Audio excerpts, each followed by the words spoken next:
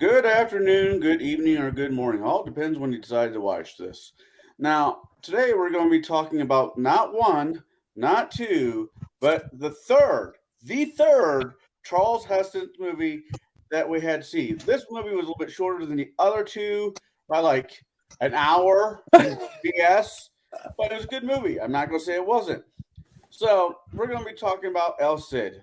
The movie came out in 1961, had really good cast in my opinion, and maybe this is how a paladin should be act. Maybe he is the paladin that paladins should look into. I don't know, but we're going to be talking about the movie, and we're going to be talking about some gaming stuff, of course.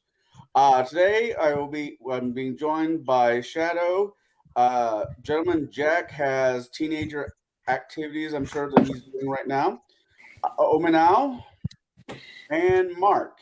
Now, if you like Shadow and you're now subscribed to him, or Mark, which you really should be subscribed to him, you will find their link in the description. So, as I said, we will be talking about the 1961 El Cid. Now, Mark, you're the one who picked this one out? Yeah, this was my pick. Yes, correct. All right. So, did you seem it appropriate to torture us with yet another, with one more Charles Heston movie this month? I don't see it as torture. I mean, anytime you got Chuck Heston in a movie, I think it's nothing but good. But the way you feel about it, that's the way you feel about it. I will say this much. One more thing, which I think that Sophia Loren was the prettiest of all of the main leading actresses. Well, You know, Lily Munster was in the Ten Commandments one, so yeah, pretty close. I don't know. Maybe, yeah, you might be right. yeah, it was weird. I mean, because she had that arc, where she went from really cool to really bitchy to tolerable, I guess. At the end, um, for a good portion of the movie, I was like, not digging her, not digging her. I don't care how pretty she is, but I guess you can say she redeemed herself. Um, in the end. Yeah, I mean, I don't know if I kill off, my potential bride's wife's father. I'm not sure how she would take it either. I like to say, I don't think she was truly the villain in this story. I think she was just putting in No, the other woman I think was. Oh, Yeah. the princess? We'll get to that was part of this whole thing. That guy, even when people went wrong, he always ended up, his actions, everything always brought out the best in everybody else. I think that was his real strength I got from the whole movie. Mhm. Now, see, this is what I get for losing my phone, because all my notes are on my phone. Uh-oh. When I take notes, I Don't end up do that. losing. Yeah, I never take notes. I really should have this time though, because I can barely remember any of the characters' names. I Not just gonna lie. no. We have So to I'm just like. gonna be calling them things like the king, the princess, that one dude. The first king, the Sancho, then the one that came in after, and then his sister, who was the real diabolical one. Yeah, I mean, I don't know if separating the kingdoms was really that bad of an idea, to be honest. I mean, it could have solved some problems, created a few others. I don't. Yeah, but they were the problem was they were being so heavily invaded by the Moors at that time that they needed to have I think they needed a stronger cohesiveness or unity. Otherwise, um, things probably would have went a lot worse for them. I think that's what the idea was for them all to stay united. But Yeah, that's true. It's been said if Queen Victoria didn't die when she did, we would never had World War One. So, because that was all her grandchildren that were messing about. Um, I don't know. All right, the movie starts off. He's coming back. He finds himself through a village that is being ransacked by Moors. and I think it sets him up. I think it sets up. God, I'm pronouncing see Rodrigo. Rodrigo. El Cid. Yeah, I'll just go with Sid. I'll Rodrigo. just go with Sid. All right. I think the movie set his character off with a very good first step. There wasn't a half an hour of credits that you had to watch. Wait, no, I had nothing to do with them, but I'm still saying it. It had a good 5 minutes of credits in the beginning, but we skipped through it. I got to mention one other thing. I was able to watch this at 1.25 speed, so it wasn't quite as long as the hour show. Sorry. His mercy, the mercy that he showed upon the Moors, that was just good writing. I know this is based on a true story. I don't know how much of it's true to how much of it is Hollywood. I mean, look at Cocaine Bear. But I like the way he comes in town. They're able to help the game. He helps that friar, monk. I don't know what he was. Yeah, either or. I can't remember either, but yeah, I think everybody gets the gist of it. A holy person, we'll say. Right. And he knocks the arrows off the statue of Jesus. He carries it. Not all of them. All but one. You missed one? Yeah, you missed one. I'm like, hey, what the hell? Get that arrow. But whatever. He was a good 90%, Yeah. I think they set up the character really well and all that. I mean, they set the characters who very early. You had him who was not the reluctant hero. He was just a good guy. He was likable. He was a good guy. He was on his way to go get married to the champion of Spain's daughter. Instead of doing what everybody else do, he decided to be different, compassionate, one will say, and spared those 5 guys his life, which came back and actually turned out to be a blessing. Yeah. Yep. So then what? He goes back. The champion. Well, let's see. Because he defies the king, he decides to take trial. Trial by. Well, no, then you had the stooge. You had the stooge. Oh yeah, you're right. You had the stooge. It's like, you're not doing what you're told. I'm going to go back and tell the king because really, I want your bride for myself. Yeah. And then, which to be fair, that guy had a character arc too. He died, at the end, saying, "No, I won't give him up." Yeah. I mean, it's interesting on how much is in there, for that. But you're right. He gets in there, and that's problem. Some of it actually gets blurry for me, and I just watched it yesterday and this morning. Is it just me, or is it weird they didn't really show any death scenes, like the final blow? Well, I think that was intentional because during the part of the second to last battle, when they were doing really good, you saw a lot of people die. Well, no, what I mean was the duel between Sid and the soon-to-be father-in-law. They wrap behind the stairs, and all of a sudden the music changes, and the guy comes out and dies. I will say as much as the champion, he felt kind of weak in the sword fighting aspect. But I understand why they did that. That's to get attention. Like, did El Cid get stabbed? Or, because the idea was so you didn't know. I understand some of that plot device aspect that they did. You've got to admit, though, and I will say this much: when he decides to fight as the champion, I thought that was excellent. That fight when they decided to go at it, I thought that was. He's getting his ass kicked. Well, when he used the saddle as a shield, and then he's getting his ass kicked. Well, they didn't show the champion fighting the dad, or they just kind of just went to the next scene. I don't know.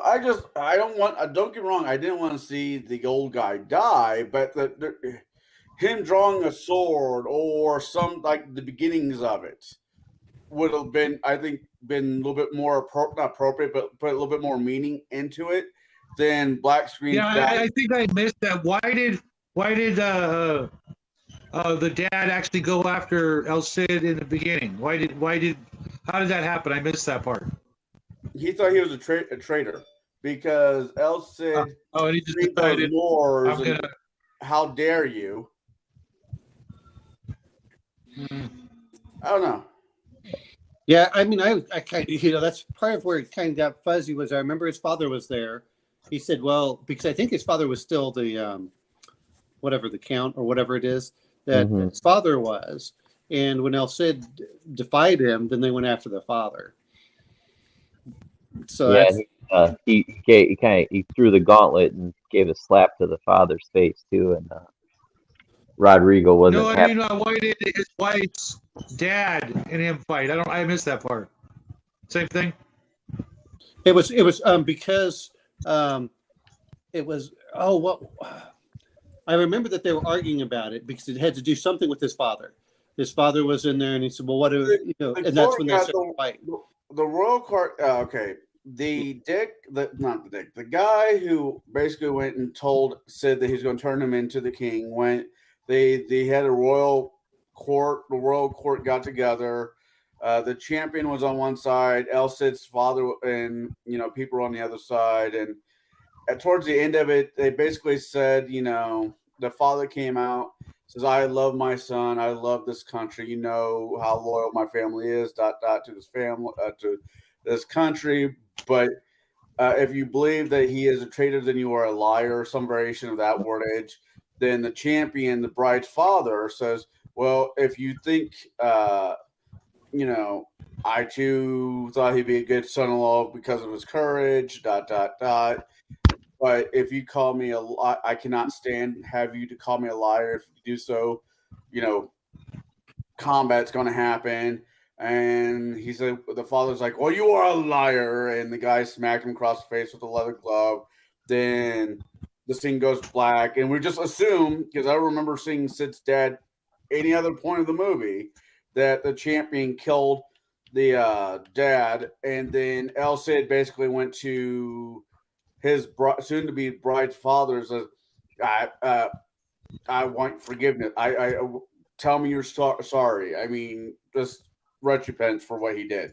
Then Sid and him fought. He did not survive. Then because Sid killed her father, she hates him. It was. Yep. No. I think that you got that right. So I was like, wait with the father, but maybe it was just, but it was something about honor. It was about honor. It wasn't. I'm not even sure if he killed the father. I just got the feeling that it was. That was a little fuzzy too. I'm not necessarily sure that he did, but they didn't really elaborate on it. But yeah, the father and the guy that was the King's champion had a run-in and a disagreement on El Cid and his views and things he did. And we don't look at it the same way. Boy, that's you slap someone with the glove. That's like really putting them down.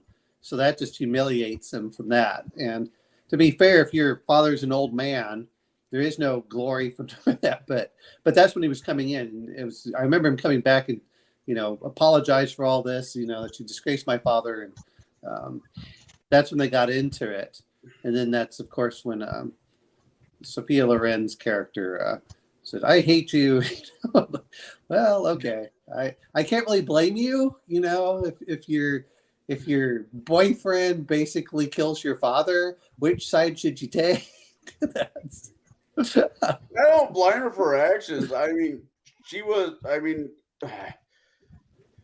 had no way to get revenge on her own. Therefore, a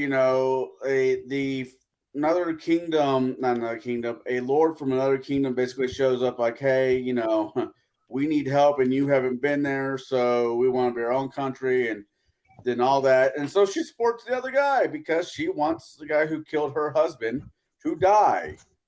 Well, then Who killed her father? Father, yeah. Yeah, whatever. It's Spain. Who fucking knows? Look. You're not that Southern there, Connell. No, no. But no, I like the part where because he killed him and it wasn't informal combat. That's considered murder. So when he gave the ability to get up there, I thought that was really good. About I've not been tried yet. Let me act as your champion, which would have stopped the whole bloodbath for the war, which I thought was interesting. And like, well, you denied us our own champion, So I thought that was actually pretty good. I do like that battle scene. The battle scene as they were fighting the two champions. Yeah, it's pretty especially awesome. when the horse rammed El Cid, and the horse tumbled after. I'm like, holy crap! That's a kind of a brave stuntman there. Oh, a lot of horse. I was about to say a lot of horse trainers got some business off of this damn movie. Oh yeah. What? So do you guys? I mean, how should I put this? Any of you have one scene that sticks out to your one scene that sticks out more than the other for you guys in this movie? I mean the ending, obviously. I thought that's what made me kind of pick this, because I hadn't seen this movie in years. I remember years and years ago when I was a little kid. I just vaguely remember my mom having me watch it, and I remember that ending when when he was dead, but he still rode out to lead the charge with his men at the end. But that was the main scene for me. And then I really the very first fight he had with the King's champion at the time, Sophia Loren's father.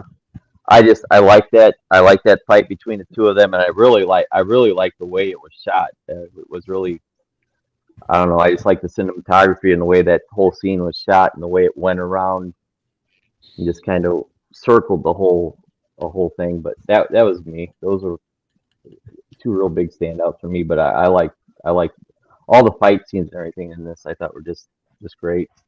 I liked the two champions, and then I liked it when he was rescuing the brother. The king's brother that was being exiled or but the fight scene between the two champions when they picked up the lances and went full bore at each other, and it was fast paced, which a lot of them do not. But I mean, they rode by every time that the lance broke, they could grab another one and they came right back in each other's fast. That was actually pretty intense. I had never seen that. Normally, it's a lot slower. And the whole idea of having to grab a new lance, and then you only get so many lances also. And then, okay, now you're out of lances. Now you got to use whatever, and then go, and the two-handed sword. I thought that was actually pretty epic. If you can actually put that in a game, if you've got paladins or knights or cavaliers or whatever you want to call them, depending on the game you're running, if you can run a combat arena style battle like that in a game, you're going to have everybody, glued to those die rolls, especially if you could actually pull it off with miniatures. Oh, damn, that would be epic. I mean, I think there was a game, I know Circus Maximus from, I think, Avalon Hill had a lot of things like that, but not that because jousting wasn't a thing yet. But if you could pull that off where you have a tabletop and you got all the miniatures for it and everything, that would be a lot of fun. I'm going to mention the other part too, is if you look at not just on that part, but like I said, when the horse rams into El Cid and not, basically gets the other rider to fall off the horse as well. He gets that, but also look at when they use the ball and chain. Yeah. Yep. I mean, no, I think that's too long, to be fair on that, is I think that the more modern recreations make sure that it won't hit your hand. But I know this in Ivanhoe, when they go at it with those, and I don't care if they're made out of rubber or not, they are beating the hell out of each other. That's gonna hurt. That's not gonna be I mean, unlike in medieval times where I don't know if you guys knew this. Have you ever been to medieval times? Yeah. There's an equivalent here at the Renaissance Festival. Okay. Well, medieval times. They've got one here in Buena Park. Well, it's not here. I mean, it's in California, and I've been there a couple times. The helmets they wear are not only rubber, but they're nothing more than Halloween masks. I saw a knight take off his helmet and he dropped it on the ground and it laid completely flat. Oh, really? Can you imagine that shit? Yeah, try explaining that to your insurance, carrier. I mean, literally, just take it off and like freaking flat. I'm like, whoa. Well, Okay, not only is this incredibly staged and fake, apparently, but it's also ridiculously, if not stupidly, dangerous to the actual actors. I think the Ren Festival here, they use actual armor. And now, of course, I'm sure that they use rubberized weapons. But no, Right, but rubberized, helmets. I mean, that's like. Oh, I know. It reminds me of that old Mad Magazine. When they did this thing on Mad Magazine. You guys, most of you probably don't remember, where they're talking about filming all the kung fu movies, and they talk about to save money, instead of using fake blood, they just use real swords. Yeah. Well, but I mean, not only was that for that combat, and then the desperation where he uses his saddle because he doesn't have a shield as a shield. I like that, and then I noticed that weapons were pre-positioned, like the two-handed swords were pre-positioned on both sides. The lances were pre-positioned, and then only, I guess, is the mason chain and the small, the stuff that they would use on horseback did they carry with them. But I thought that was probably one of the better scenes I've seen among mounted combatants in there. Right. I mean, yeah, I've never been to a medieval times. I do DAG here, so which is my equivalence to medieval times.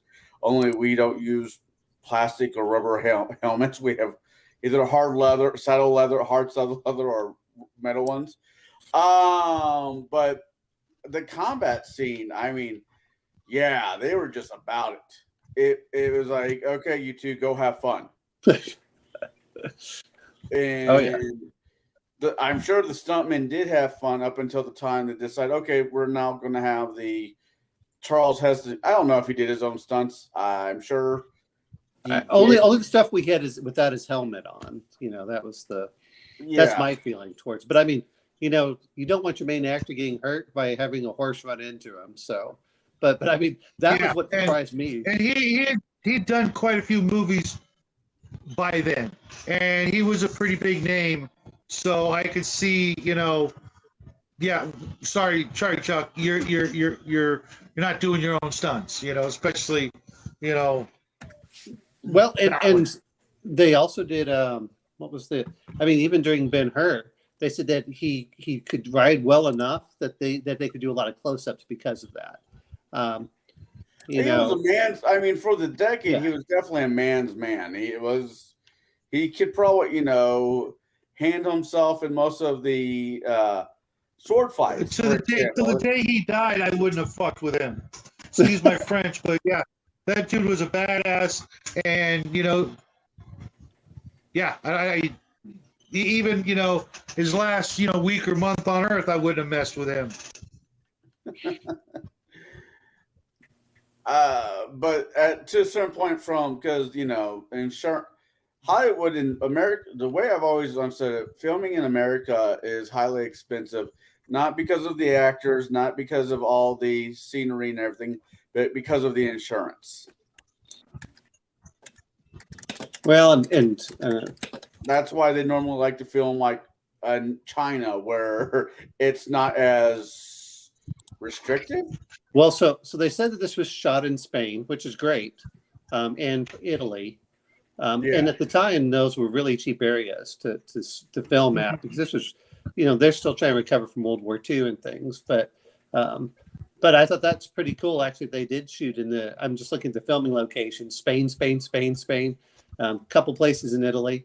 So you did have all those actors and things going in there. So I thought that was pretty good. So that was. I will say one other part when you talk about favorite scenes. I did like the part where he gave the water to the leper, Mm-hmm. and that's when Sophia Loren's character came and joined him. It almost felt like a nod to Ben-Hur for some odd It Yeah. totally did. Yeah, Oh, yeah. I was thinking the same thing. It was like what was this on the cutting room floor, and they just added it to Ben-Hur. I mean to El Cid. It was just like, wait a minute, this is like, but cool. I mean, I'm not complaining. It was a good scene. No. So these- And to be honest, it very well could have been. I don't know about the time. If this one came after, I'm assuming it did. Yes. yeah. So if that's the way they want to roll, cool. Because I mean, back then they didn't have the term Easter eggs like we do, but why not? Maybe that's exactly what they were trying to accomplish. And if so, good for them.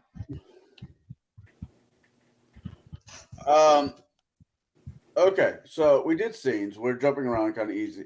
Did anybody have any of this movie?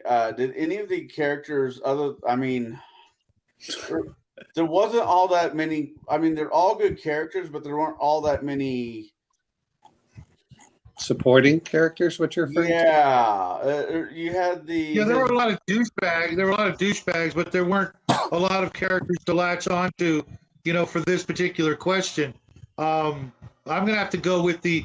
Believe it or not, I'm even surprised I'm saying this, but the first Moor that he saved, I forget his name. That character was kind of cool. There was this one scene where they were talking, and El Cid was saying something, and he would respond with something like, not really hopeful, kind of, the sort of the devil's advocate, the more pragmatic view of the situation. I forget what scene it was in, because the movie was so damn long. Everything he said, I'm like, yeah, this is the kind of advice and responses you would want from an actual friend. You would want someone to not, sugarcoat it and tell you, hey man, this is dumb, or this is incredibly dangerous. What the hell are you thinking? And I appreciated it. I thought that it was. I have to agree with Shadow. That was my favorite supporting character too. He seemed like a good and decent guy, and compared to everyone else, and so. Yeah. All right, what about you, Mark? Other character. He's probably gonna have to be the. He's probably gonna have to be the pick. I think probably everybody's gonna agree. The more that he saved, that ended up being his friend and kind of like second in command, and throughout the movie and everything he endeavored upon. He was probably the next best character next to El Cid.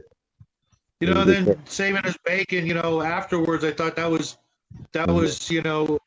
more of the movie showing that every time he did something that people thought was a mistake, turned out to actually be, kind of like God's will.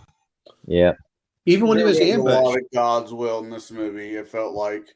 Well, yeah, but even when he was ambushed, he saved that guy's life, and that guy later got his wife. Yeah. And brought him back to El Cid. So I like the wife. I think she is my favorite outside character. Because I don't blame her for her feelings towards him after the death of her father. That's completely understandable. But when all the hard decisions had to be made, she said, "No, stay with me. Leave them up to their own devices. We can find our own little secret space." But she knew. Yeah, but she's still pretty weepy, I guess that's to be expected, and kind of a testament to the times, where she was an actual woman. But in the beginning, you would think that there would have been a little bit more discussion before, she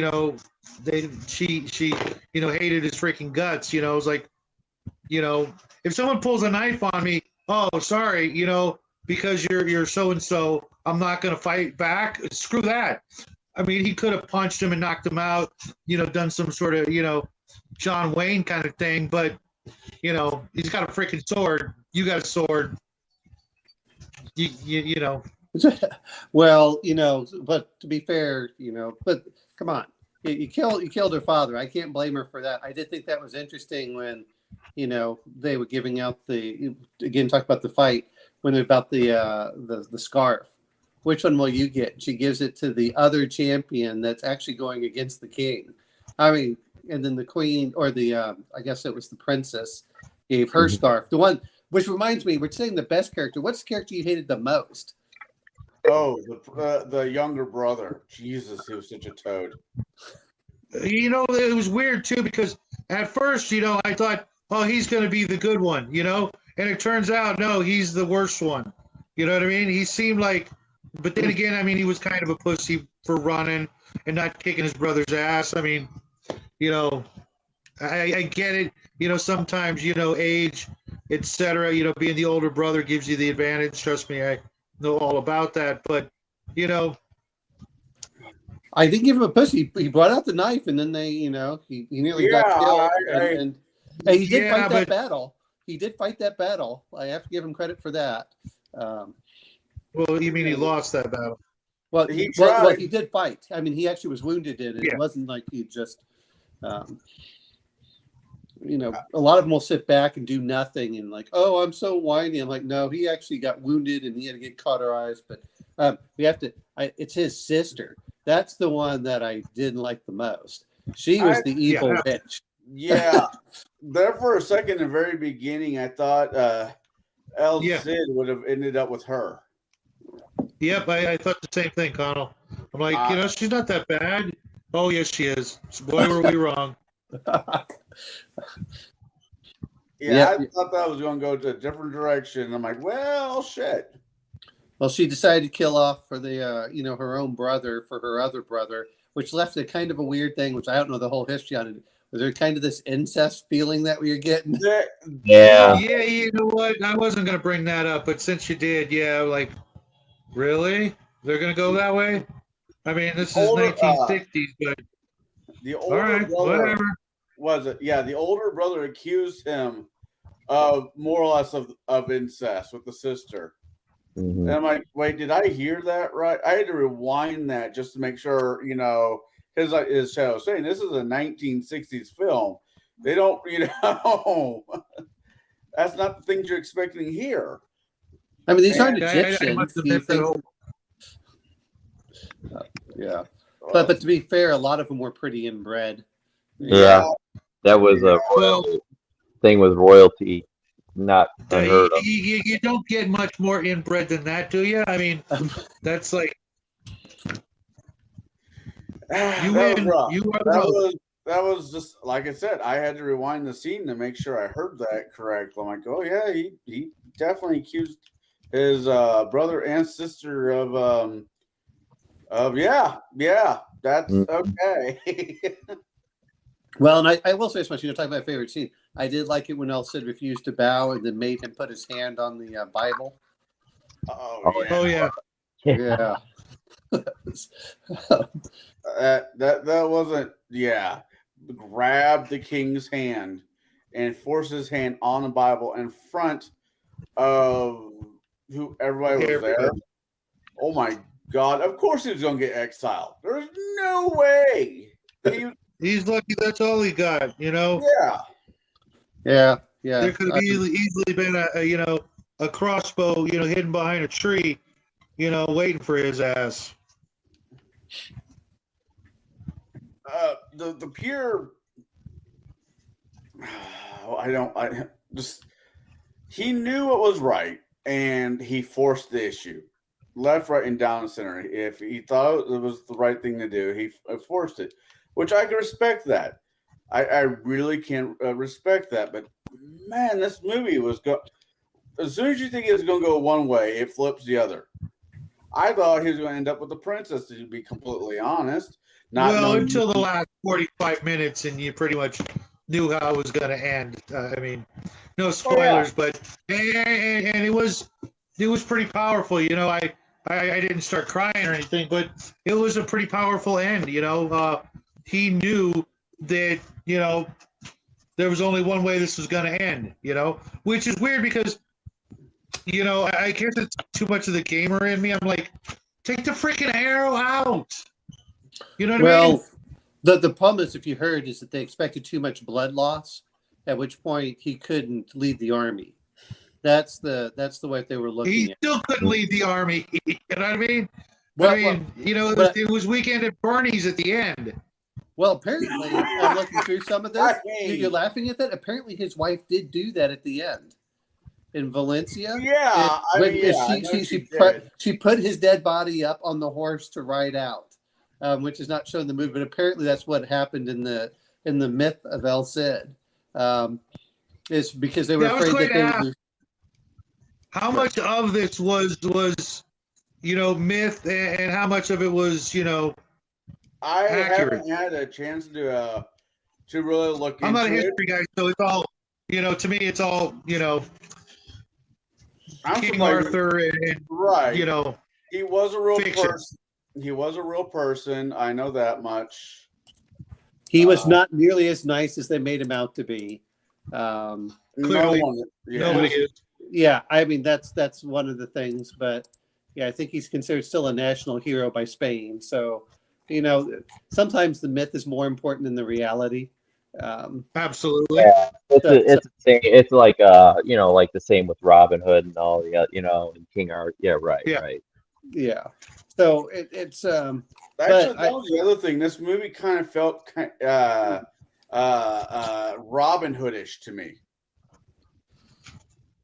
There was something I thought. Go for it. Oh, just speaking that is, you know, when they're trying to take Valencia, and then they're bringing up all of the catapults and everything else, and the onagers. They were bringing everything up, and then they start shooting bread in. I thought that was genius. That was freaking genius. It accomplished so much all at once, and that other toady, the guy who was ruling Valencia, you know, I could not stand that mincing little weasel. Yeah, and he was the one also let go with the other Moor, right? Yes, he was. Yeah. I don't know. Was he? Oh, yeah, I believe he was. I thought he was already. Well, that guy, he was the other one. So, go ahead. Sorry, Connell. I was about to say, if he was, I don't remember him being. Not saying that. Because remember, there were two of them at the beginning of the movie. Yeah. I thought it was like a couple. Well, there was two main guys and their people. So I don't know. I mean, yeah, sure.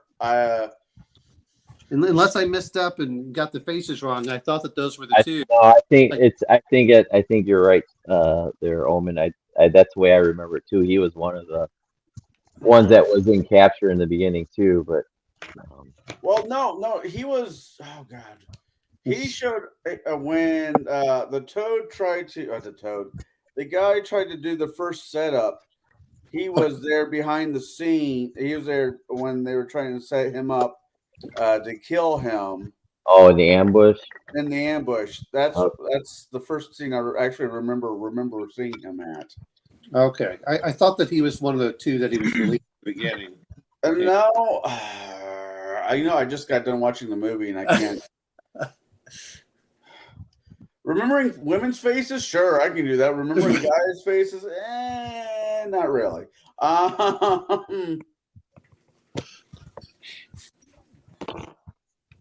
It's like, but no, the ones that actually played not sniveling, but bad. I think the bad guy casting got it right. Well, there were quite a few of the bad guys. You know, it was hard to find anybody who wasn't. You know, when the movie was all said and done, it was mostly bad guys. You know, and they were all kind of just weak, just weak men, you know.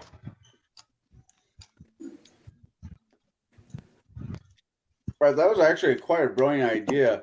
You're sieging a kingdom, and it's been like weeks, months, or however long it was, and all of a sudden you shooting bread, saying, cast off your chains, leave him. He is an evil man. I will feed you. I will keep you safe. You will have honor, chucks and whatever. I don't care how loyal you think your citizens are. If you're, if you're up in the castle eating and they're starving, things are about ready to change.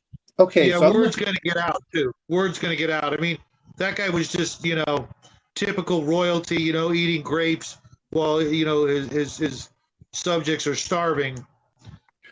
apparently, looking at him, that was the same guy that played Pontius Pilate in Ben-Hur. Shit, it was. Okay. Sorry, I'm just mentioning, they use the same actors over and Yeah, over. the studios out of the same studio, and they had their own. Yeah, well, not People to actors. mention it was a different time, and acting wasn't, there weren't a lot of them, It's Oh, like is when you watch, Yeah. Frank Ring, is this the guy I'm looking at? Okay. Yeah, I just looked at it, Okay. and then they also mentioned he was in Mad Max as the Collector. I was like, oh, that's kind of cool. Beyond Thunderdome. Oh, sorry. was he really? The one, yeah. Yeah. Okay. Damn. Oh, he was also in the Vikings. So we're getting off on tangent here, but this guy was also in the Vikings too. Wow. Okay. Cool. I will say this much: you have to admit, and I know that this was Spain, and they probably, to be fair, they shot a lot of stuff in Spain. I think Ben-Hur was shot some in Spain. We know that there's a lot of stuff being shot out there, but I've got to give them credit for the whole thing, which is look at all of the costumes that are out there. Mhm. not just the costumes, but again with the thousands of people in the background, the sets, the weaponry, they literally pulled no punch when making this movie. There are, No. they didn't have, green screens. There were a couple scenes I could tell were paintings in the background, but everything, they just don't and can't make movies like this anymore, and people really could benefit from watching a good old-fashioned movie that was done, with this kind of attention to detail. I mean, Sorry. Sorry about that. Darn it. Sorry. I want to look back over the fight. Uh-huh. I'm trying to look over at because I really do enjoy it, but just the fight scene over again. Now I know that they've used a lot of this stuff, but you got to admit they not just for this, but they, the studio probably had these costumes. They reused them over and over, but they just got more and more elaborate over time. I mean, and they're just great. I mean, I'm just looking at and when a this. movie like this was over, when they were done with this movie, there was a lot of just physical props. I mean, it literally could fill a small warehouse or 2 or 10 with what was left over, the costumes, the furniture, everything, just tents. massive amount. Well, the Right. studio would, by my understanding, the studio would keep those in the warehouse and reuse them over and over. To be fair for some of that, but as time's going on, you're like, okay, we're accumulating all this stuff, but yeah, I'm looking even now at the, just on the, when they're getting up there, and that's just all the detail. The last time I saw this much detail for certain things was probably, again, Lord of the Rings or Mad Max, Beyond Fury Road. Those are the last times I remember seeing all the little details that go into some of these things. Well, the Indiana Jones movies I always felt had lots and lots on not on the same scale of detail, but there was a lot of not Springfield. The director Spielberg. A Spielberg movie is inundated with as much small little items as these movies were. I agree, but I think the thing is that most of the Spielberg stuff was within the last 100 years. Yeah. So it's easier to get some of those things. But I mean, even just looking at this, looking at the blue in these costumes back over here, and then the red over here, and then Right. all the detail that goes into and this was the other interesting thing I noticed about this, which again, I saw with some of the Lord of the Rings, was the women's costumes. They're full length. They're not just, stuff that you throw on to certain parts and things that, I mean, just the amount of embroidery and everything else they had to go at. Then of course, like you're talking about the tents back here. Yeah. Well, that's Yeah. I mean, just all You those know, props and, being and out the there. fact that back during this time, the 50s and 60s and prior, they didn't make a lot more movies of this period, where they could reuse this stuff. There's probably a place, or it was in several places now. When those props were finally retired, they can't really pull off a movie like this anymore. They just can't. It's going to look shallow and cardboard. You're going to look everywhere and you're going to be like cardboard. Well, Just- even when they make stuff like this, and this was the time when they did these epics, whether it was the Roman, like Cleopatra, they were using like Ben-Hur, they had all these props and they would keep them over there like, hey, we'll use this for this new movie. So it saves some of that aspect. But, but even when we were watching Ben-Hur, looking at all of the props in there, and I don't know what, but these studios, that's when they used to keep all this stuff. And to be fair, if you're in Spain, you have it. Warehouse was pretty cheap. What did it say? It had 10,000 extras or something like this in the movie. That was the big thing of, when they splashed with the movie, cast of thousands, that was the, and they can't do that now. They cannot do that now.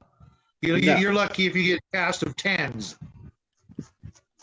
Yeah. Well, yeah. I mean, that's, I think the last time they had a giant movie with cast of thousands was, and I know it was the largest ever, was Gandhi. Okay. Gandhi's but again, India was real cheap. A lot of it just comes down to how much were you paying.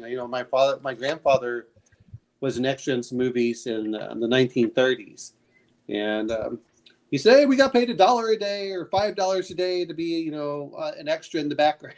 But if you're doing it in another country, you don't have to do that. But yes, but yeah, but even the stuff they do with the horses. I mean, okay, you guys see some of that with what was it called? We were talking about a movie, but they do it with some TV shows where they can reuse some of the props. Was Game of Thrones. Oh yeah. They were able to do the armor, but and some of the other stuff that was in there, and I thought that was very enjoyable. But I always joked around because of the sport I'm in. If I ever hit the lottery, that I'm going to hire whoever makes some of these costumes and to make me my stuff. Going back to Game of Thrones or Lord of the Rings, or anybody who made costumes for these movies are long been dead, but of that quality. And the costumes themselves, that's what I was saying. They wouldn't survive, almost 100 years, unless they're really well taken care of. Now I can see some of them, Dorothy's Ruby's slippers are still kicking, pardon the pun.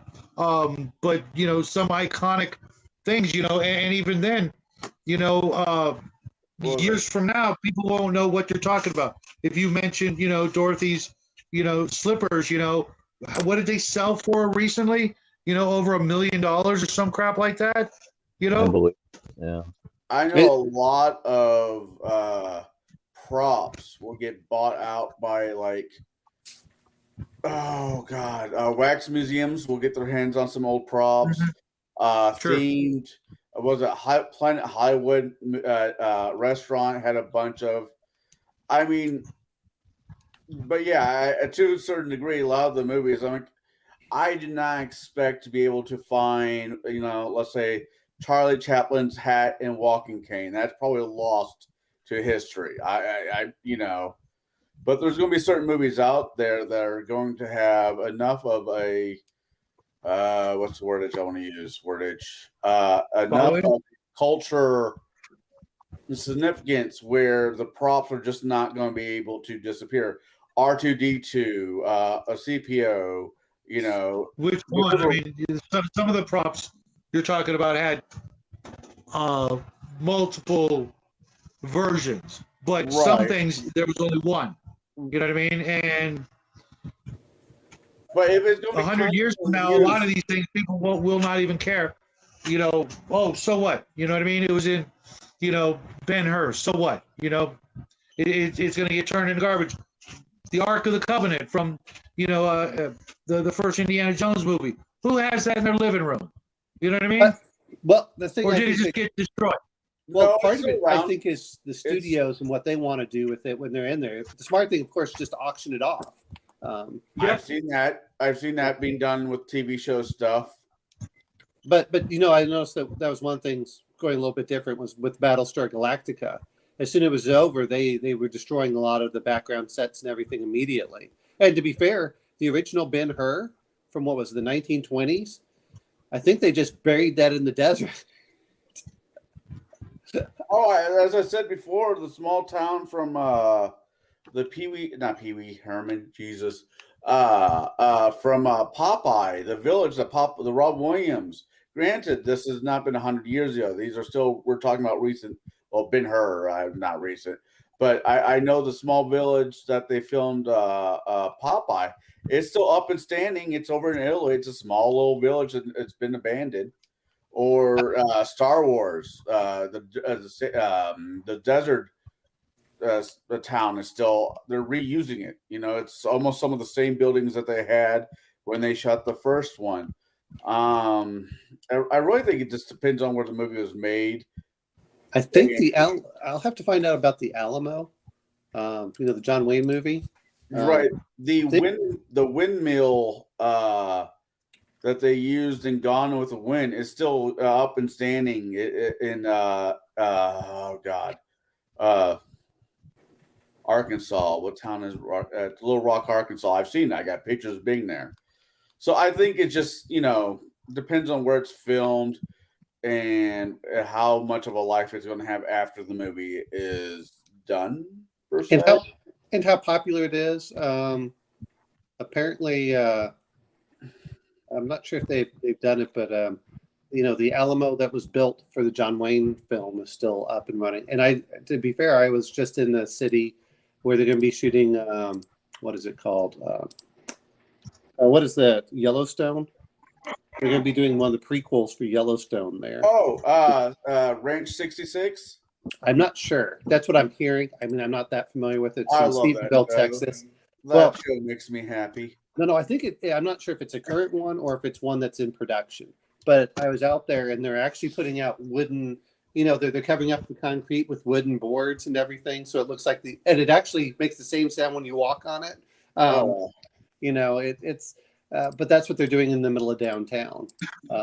I don't know which spinoff it is, but I think that's the one in the 18th. That's awesome. But going back to this movie, I think it could be turned into once again like Ben-Hur.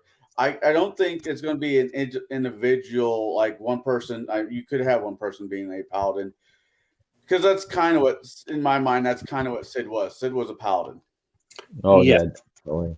That if you're gonna Without any magic, right? Well, there is the one part where he keeps on riding after he's dead at the end of the film. Yeah, I don't remember that being a paladin ability. I'm talking the lay on hands, the protection from evil, and you know, things like that. You know, the traditional cleric-y stuff that paladins got. But you know, to be honest, you know, I don't see why you couldn't come up with new or unique paladin abilities, you know, depending on the deity or what, that sort of thing, especially if you don't have any undead in your campaign, which I have actually done, and it was actually kind of neat. You know, you could easily give the paladin something else. You don't have to give the paladin. That would be, I mean, the protection from evil and stuff. You know, you don't have to fight undead all the time. I think that sometimes, I think sometimes Right. that's the problem with D&D is everyone wants to throw everything in there instead of saying, hey, Yeah. look, And, you're going. you know, the way they said it, I think at the end, the most noblest of knights. You know, who's got the guts to do that?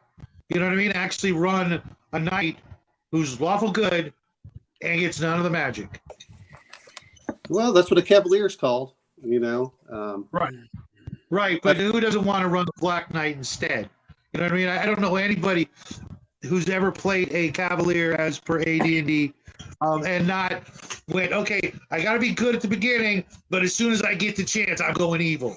Everybody I ever knew who played Cavaliers was just waiting for that like 4th level when they could change their alignment and be evil and be the Black Knight. I don't know. It's I to be fair, my friends didn't do that. We all looked at it. I I might be a little twisted, but I never actually seen the Black Knight as being evil. But that's it's just a flesh wound. I'm telling you. Yeah, it's propaganda that made the Black Knight. Well, you didn't grow up also reading Phineas Fingers, so there's that. No, no, there was no fingering in my childhood. You are right. Not touching that one. No.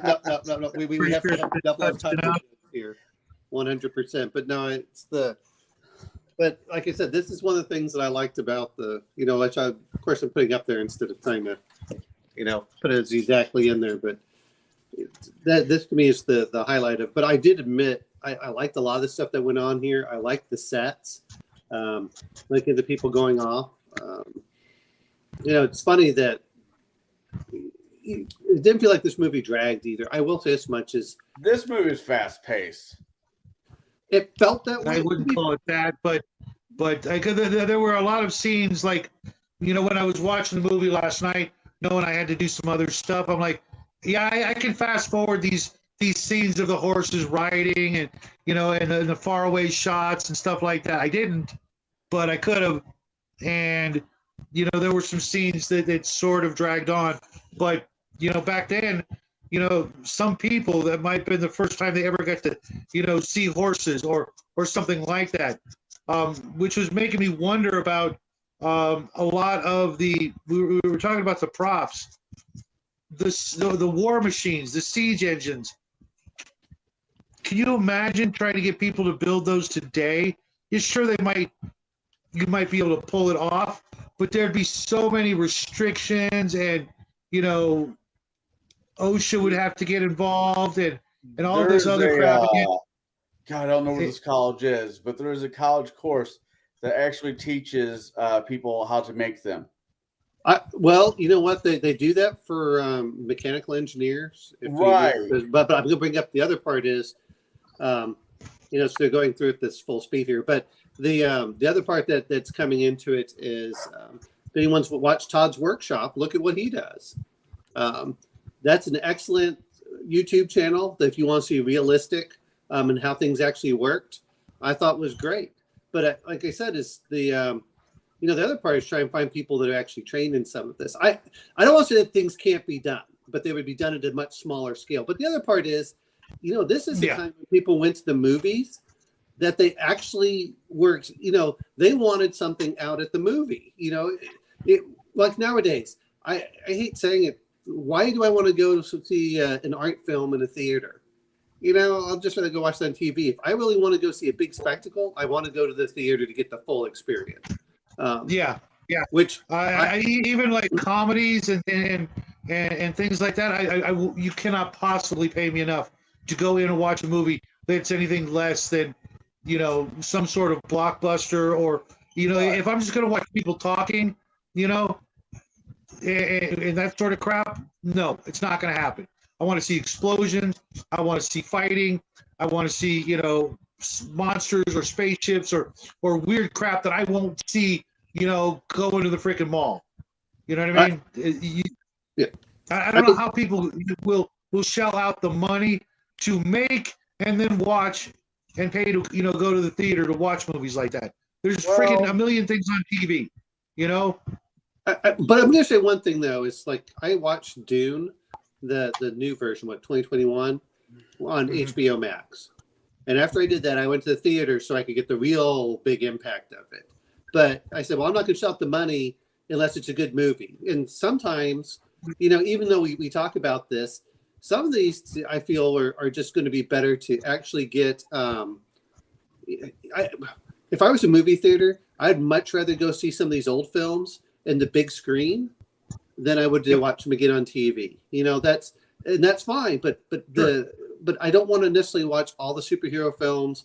I'd still love to watch Ben-Hur in the full effect with everything else in the big theater. And that's a movie. Even a movie like Jaws, you can't get the same experience in watching it. I don't care how big your screen is at home. You go into the theater and something happens with all those other people watching you.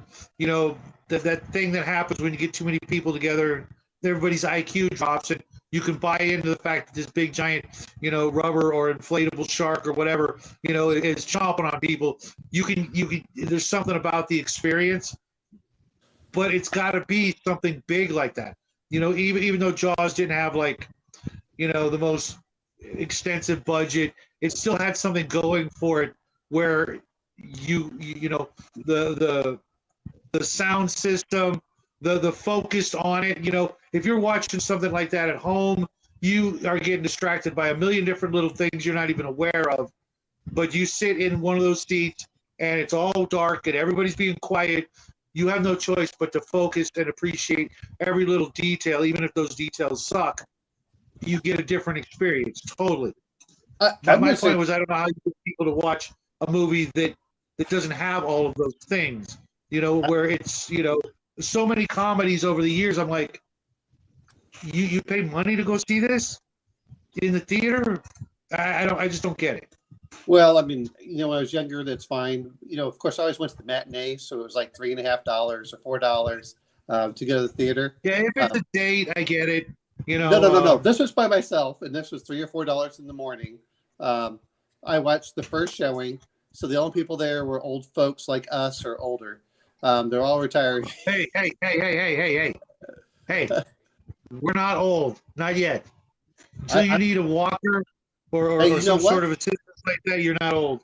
You know what? I'm at the point now where I'm like, I'm okay if someone calls me. I'm like, yeah, I've lived through some crap. I don't give. I'm starting to be like. Yeah. Well, to be fair, is when you start going, well, it was better when we were young. No, not necessarily. It depends what you're talking about. There were some things that were and some things that weren't. But I'll say even Alamo Drafthouse, when they had it, sometimes you just want to go and get away from the house and have fun and say, and especially if they do a double feature. Like I remember years ago they did, what was it called? I think they had Alien, the original Alien, and Logan's Run. This was 1991. At a military base theater. And you gotta do that Logan's Run first, right? I think they did Alien and then Logan's Run because they went for the more popular one first. But and then people would leave. Screw those freaking. It was like $2. What else did you have? No. I'm just saying. If you're going to a double feature like that and you leave after Alien, freaking screw you. Well, just saying. My view is if I'm spending $2, I'm getting my full $2 out of it because it was a military theater. The other one that they had was that they also had the original Star Wars and Return of the Jedi playing. They skipped over The Empire Strikes Back. They were just for a double feator. I was like, oh, okay. Hey, Captain Gamer, what's happening, buddy? These are things that I think another time they had. But I don't mind going to some of these old films and watch the double features that are classics, and like, oh, okay, and you get the whole, like you said, it's kind of a. There's an intermission, because if you think I'm holding it for 4 hours after a big gulp and popcorn, no, you got to have an intermission. No. Well, they did. They would have it in between, and you'd put up, where you want to. Did we lose Mark? Yeah, he's right back. Oh, okay. Sorry about that. I was like, wait a minute. Yes, but they also had at the Alamo Drafthouse, I think, the extended version of all 3 movies back to back. I'm going, that's like a 13-hour movie marathon. What 3 movies? Lord of the Rings. They're doing that now. I mean, I think it'd be worth it, but I couldn't sit there for all 12 hours. I mean, I'm just like, look, I love those movies. I bought them, but just the fact that you could do it, I mean, but yeah, I'm like, look, I can't sit there for a full 12 hours. But I think that's I really only cool. own I only own one of those movies, so yeah. Wow. Oh, those are at some point. I think we'll have to. Yeah, we've all watched it. At some point, we'll have to talk about them probably. Yeah, but not all in the same month. No. I Well, don't know. You guys made me watch 3 Charles Heston's movie. You know, well, you know what? As I could do that in probably, yeah, that would be the kind of thing like, hey guys, in 3 months, have this watched, and then you could watch bits and pieces of it because, Yeah, the problem with that is that means I gotta actually shell out for the box set No, you because no, you don't. It's on Prime. right now it is. Oh, okay. yeah, but how long until that's not a thing? Because they're, taking it off. No, I mean, Okay, well, let me see what the if box I set watch it, I'm gonna want to watch the longest possible version of those movies. They're on Prime.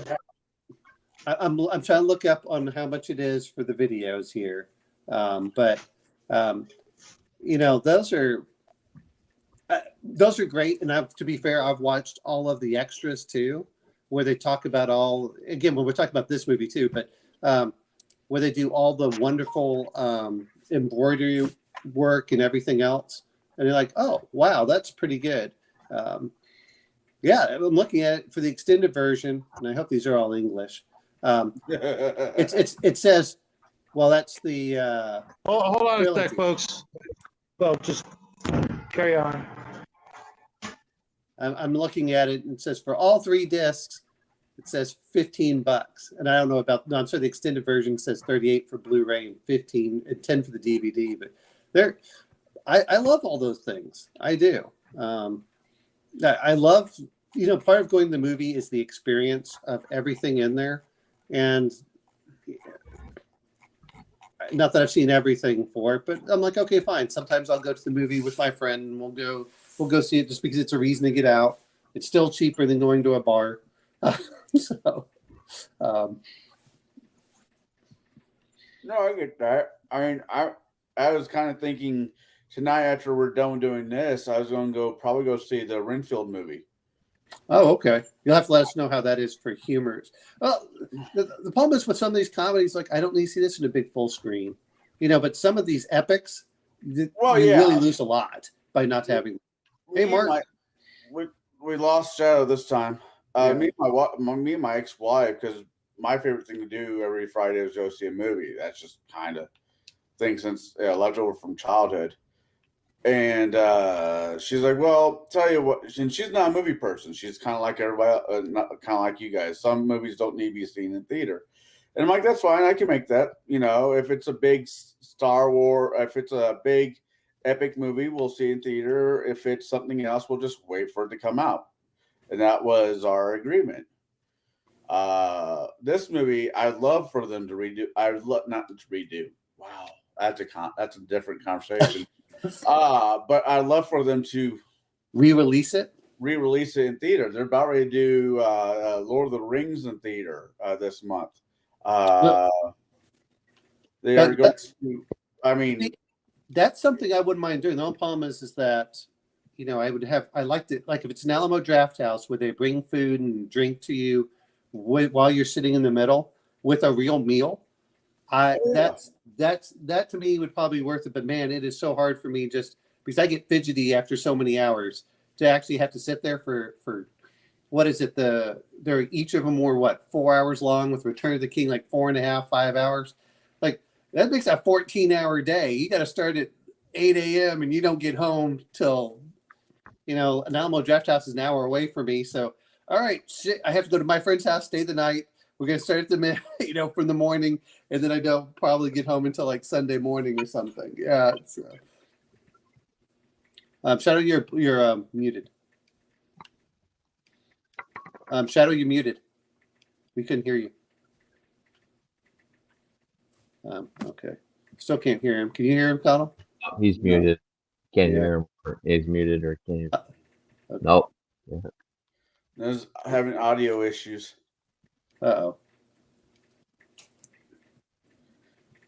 Nope, can't hear you.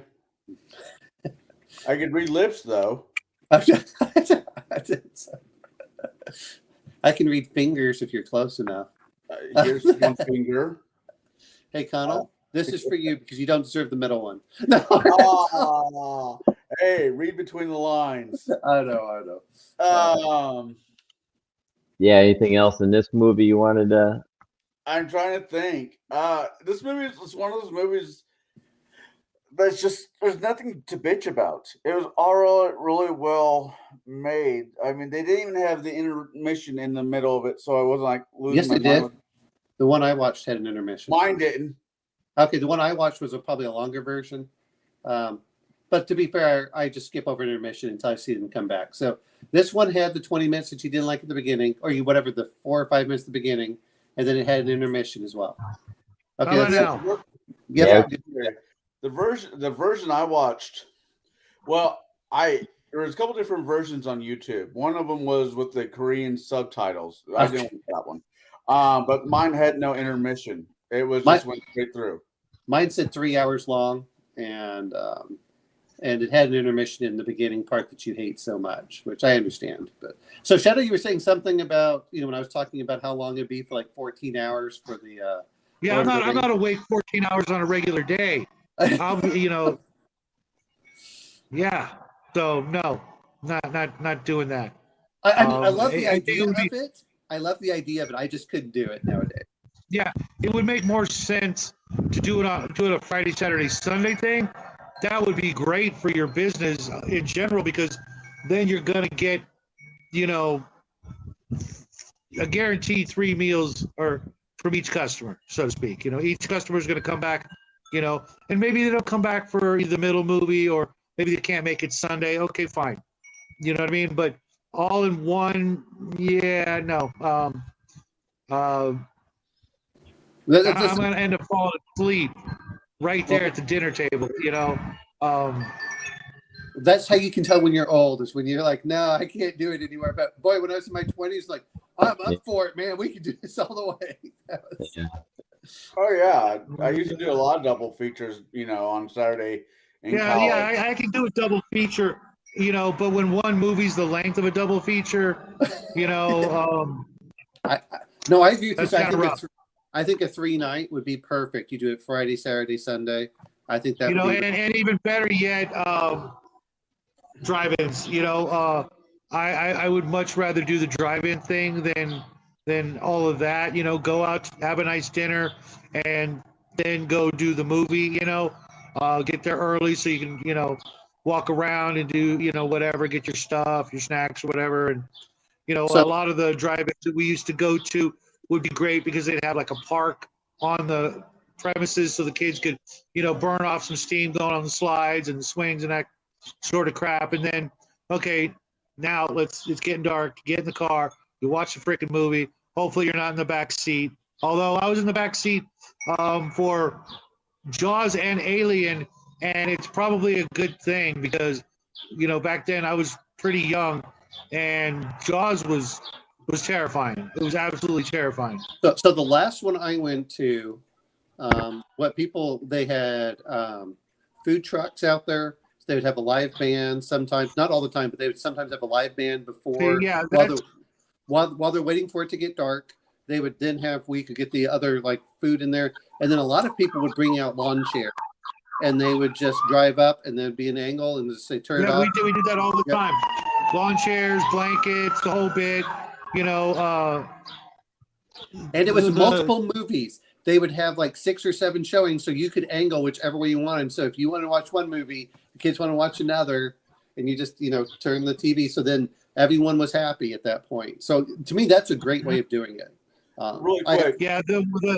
The I don't know what the word for it is, but when they officially decided we're not going to do drive-in movies anymore, that was a huge turning point for at least this country, I think, where family outings and things like that just I don't know. I mean, every single drive-in theater in California was replaced with a Walmart. So to be honest, I get it, but if your town is that bad off that you can't support a drive-in theater somewhere. You can't find some piece of land to put in a drive. I mean, I'm sitting in a place right now where there's this huge chunk of land between two street lights. There's a church on the corner, and there's a perfect opportunity for at least 3 screens for a drive-in. And it's been empty for literally 12 years. The whole time they could have been doing that. I know not every city can do that, but seriously. Well, and see, I don't have that experience. I didn't go to a drive-in until 2013. Or no, 2015 was the first time I ever went to a drive-in. And Really? they made it more into an event. Yeah, because remember, they all were dying by the time that I was out there. For our family, because both my parents were in wheelchairs, Yeah. going to an actual theater was almost impossible. They would get stuck, all the way at the back. You know what I mean?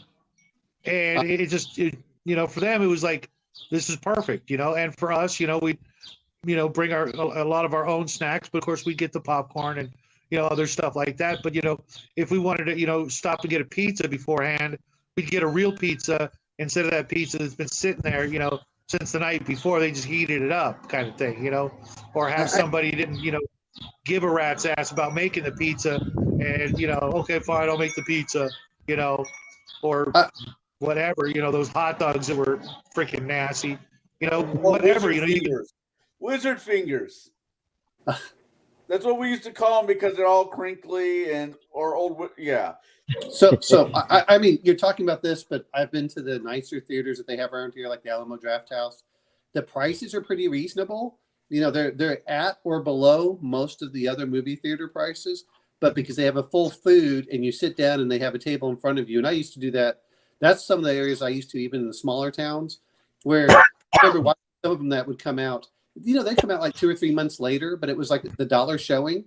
But then you'd sit at a table and they would make their money off the food. They didn't care, about the most part. theaters, have always made their money off the concession stands, things like that since the beginning of time. It was everything else, getting you in the door was cheap, that's why they, back in the day, they would get pretty bent out of shape if you brought any food items with you in the building. They kick you out if they found out in the old days. Now they don't even care, if you're, wearing shoes, Really quick, Mark, is there anything else you want to say about this movie? Like I said, I think we basically covered I'm not going to play games with you. everything that was worth saying. I mean, the scenery was gorgeous. The acting was well done. The story was brilliant. Is there anything you want to add on to that? No, I think we hit everything about the movie. I just kind of picked it because I don't know, I just had it in my mind, and we were on the historical month, and I think it's like in the Charlton Heston catalog. I think it's one that doesn't get talked about or reviewed or. Absolutely not. I didn't even know he was in it until I'd never seen it before, and I'm glad I did. I wish Jackie could have watched it. He would have enjoyed it. We really should stick to trying to show off some of these gems that people have forgotten, because no one else is doing it. There's other people we know, Bruce, who does a lot of the more contemporary movies, but going back into the old school stuff, it's really enlightening for a lot of people, especially Jack, who would never see this, otherwise these movies, there would be no reason to see them. No one's ever going to recommend them or suggest them, and they're incredible movies. If we keep going down this road for our picks, we're going to get to especially like Ben-Hur and the Ten Commandments. Last time I saw him, I was younger than Jack, and seeing him now as a grown-up, or if some of our younger viewers are watching them and in their 20s and 30s, maybe even for the first time, they're going to be like, yeah, they just don't make stuff like this anymore. When you go to the theater or watch a movie on TV or anything like that, you just don't get the same sort of affection for the project. They just don't seem to care as much. Sure, you may get some decent actors and some good special effects, but every single person who worked on this, they probably talked about working on this movie or the other movies for the rest of their life, as opposed to, yeah, I was in this and this and this and that and that, yeah, but what was the big one? If you were to ask, Heston at the end of his life, what was your favorite experience? Damn well it probably was that chariot ride, in Ben-Hur. I mean, he probably had to have the most incredible memories of that, and the people who were there, filming and building the chariots or whatever. All those people had a part in something so much bigger than any of the movies that are being made today. It's almost like they half-ass and phone everything else in since the 19 whatevers. You know what I mean? It's sure they've got the money and everything, but at the end of the day, I doubt most of these, give all those people the feeling of being something, part of something so much bigger than themselves. I don't know. I 100% agree with that. I definitely see where you're going with a lot of the movies that are coming out these days, but there are still a few films that are being produced, in theater where I think it is how you're talking about the old movies. I'm not saying that it's every movie out there. It might be 1 out of 20, but there's still movies out there being made. I can't think of one movie other than like maybe The Lord of the Rings, maybe a few others that I've not seen, where they had to build like everything. Dune was an excellent one, the one that they just did. That's visual. But how much of it was green screen and computer gen versus having to make everything? Well, you know what though, it's just like the plates and everything. I will say this much: visually, Dune is fantastic. When we're talking about some of these, I think, and it kept more true to the book than the previous one. The previous movie, including the ornithopters, things like that. It's not that I don't mind it. I think the problem that I'm having is that many times the special effects are sometimes taking over the movie rather than the movie being good on itself and having good special effects. The other thing is, we're doing all this historical stuff, which is great for a Dungeons and Dragons game because most players have this. Most players, to be fair, we probably do sometimes too. Most people are thinking that the costumes and armor look like they do in the cheap stuff they put on TV, rather than some of the really. Now, to be fair, Game of Thrones is doing a good job. Of course, they have the budget for it, but like El said here, this is probably one of the best things that you can find for some of the contemporary aspects of what they would be wearing. Right, the costumes, everything Heston wore was absolutely freaking amazing, and probably cost them, in today's dollars, thousands, if not hundreds of thousands of dollars to put together. But I was thinking about something you said with special effects. Some of these movies, like this movie, maybe they call them special effects now. If they had to redo them, but they weren't. They were just, they had to do it. It wasn't, there was no trickery. You know what I mean? When they built those siege towers, they had to build those freaking siege towers. They could have drawn them in, wouldn't have been the same. They had to build and do all of this stuff, the old fashioned way, because that's all there was. And we're never going to see that again, in a movie. They're just going to, draw it or animate it or whatever. They're not going to spend, what would it take to cost right now if they wanted to build a siege tower, let alone half a dozen for this movie? Did you guys ever see Kingdom of Heaven from 2005? Yes, I did. That was well done. I mean, for some things you're talking about, I'm not saying they aren't out there, but you're right. It's going to be costing probably $150, $250 million to make a movie equivalent to this.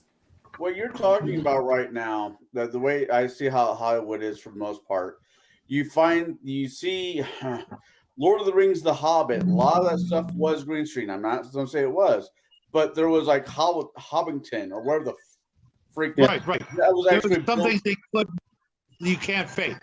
Even though they did fake parts of it, just putting a chimney on a hill or a doorway, but I'm talking about all the other stuff. They have to cut corners. they have to these days. Well, Back they then, had to cut didn't corners. have to. No, they cut corners back then too.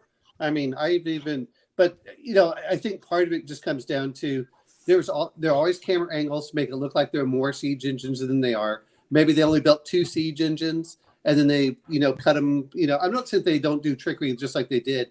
I think part of the problem is that you know, stuff like that. You know, all of that stuff was, you know, that all that just for that one little scene. If you think about it, you know, they spent probably hundreds of man hours to put those things together for a simple little scene. Today, they wouldn't even think about spending 1 man hour other than the animator or the illustrator or whatever you want to call it to do that. Today, it'd be like, oh, it's going to cost us $50,000 to make a siege tower versus paying 1 guy. Yeah, Well, but You know, I don't think. Okay, really quick though. But the guys who do the computer graphics stuff, they're busting their freaking asses, and it's more than just one person. What is that for? sitting in a chair is not busting your ass. no, I'm sorry. I You're get- putting in 12 to 14 hours a day, which is what they did for some of these. I'm going to give you credit for that. But at the end of the day, this is what, you know, Kingdom of Heaven. And that's one, you know, if we're talking about some of the things that are out there, but how often do these movies come out? Once a decade? Once every 2 decades? I'm not trying to say the other thing that comes into it is I'm not against some of the CGI stuff any more than anything else. I'm just, the problem that Well, I have. especially if you can't do it otherwise. If you literally can't do it otherwise, absolutely. You know, especially when you're talking about like sci-fi and fantasy movies. But if you're going to go like a historical movie or something like that, then yeah, absolutely. You know, you should I think the do problem the that real stuff. I think The part of the other- problem is that it's not seamless. Is you can tell very obviously sometimes when it's a green screen, when it's not. But like you said, this now even with the CGI, that's looking really good to me. I mean, not that you can see very well, but that's from Kingdom of Heaven, which is very Hold on. similar to what's out there.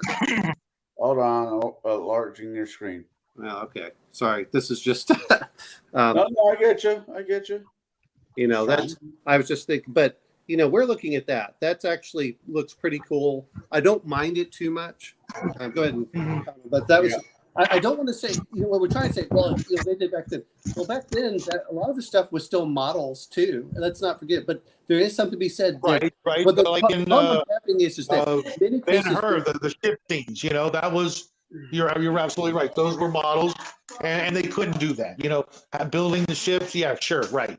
Maybe build one ship. I mean, it's the integration of practical effects with CGI. The problem that I have is when it's all CGI.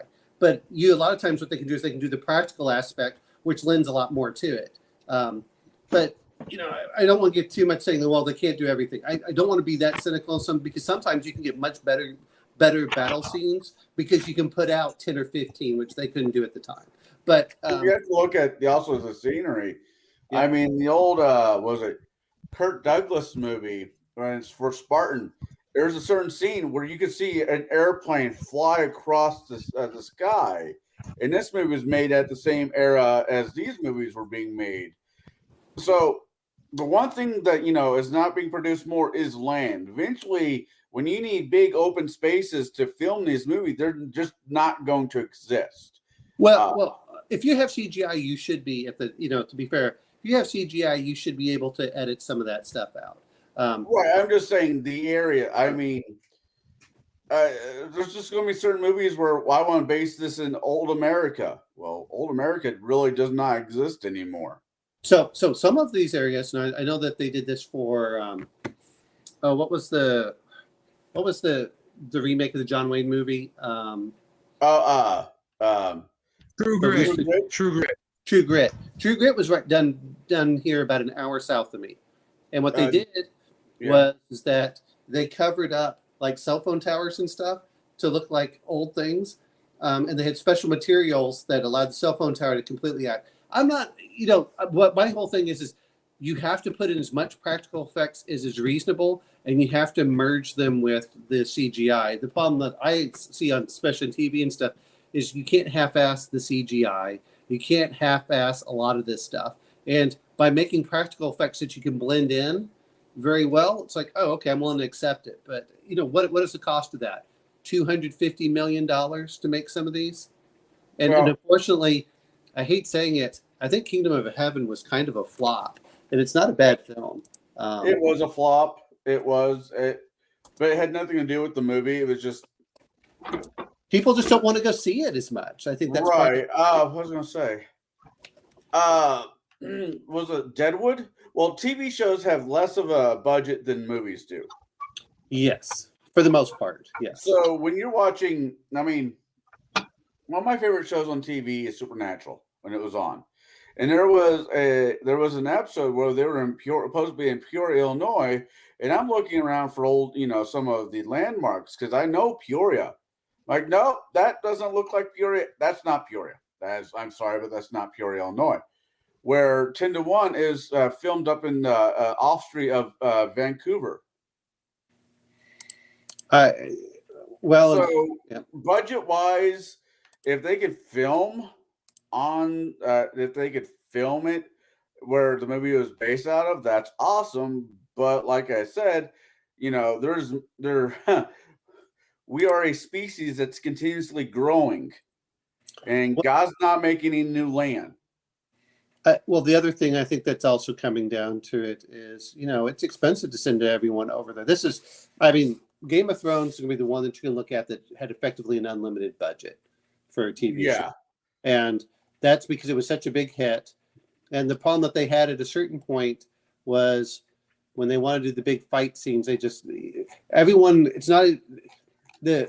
they were fine. And they did a lot of the costumes for people. You can use and reuse. You can use some of the locations, but what do they? Morocco, Croatia, and Iceland is where they were shooting a lot of these areas. Ireland. Yeah, I think they did some in Ireland too. Ireland. Yeah. Well, even the Battle of the Bastards, they had 500-600 plus real people, if not more.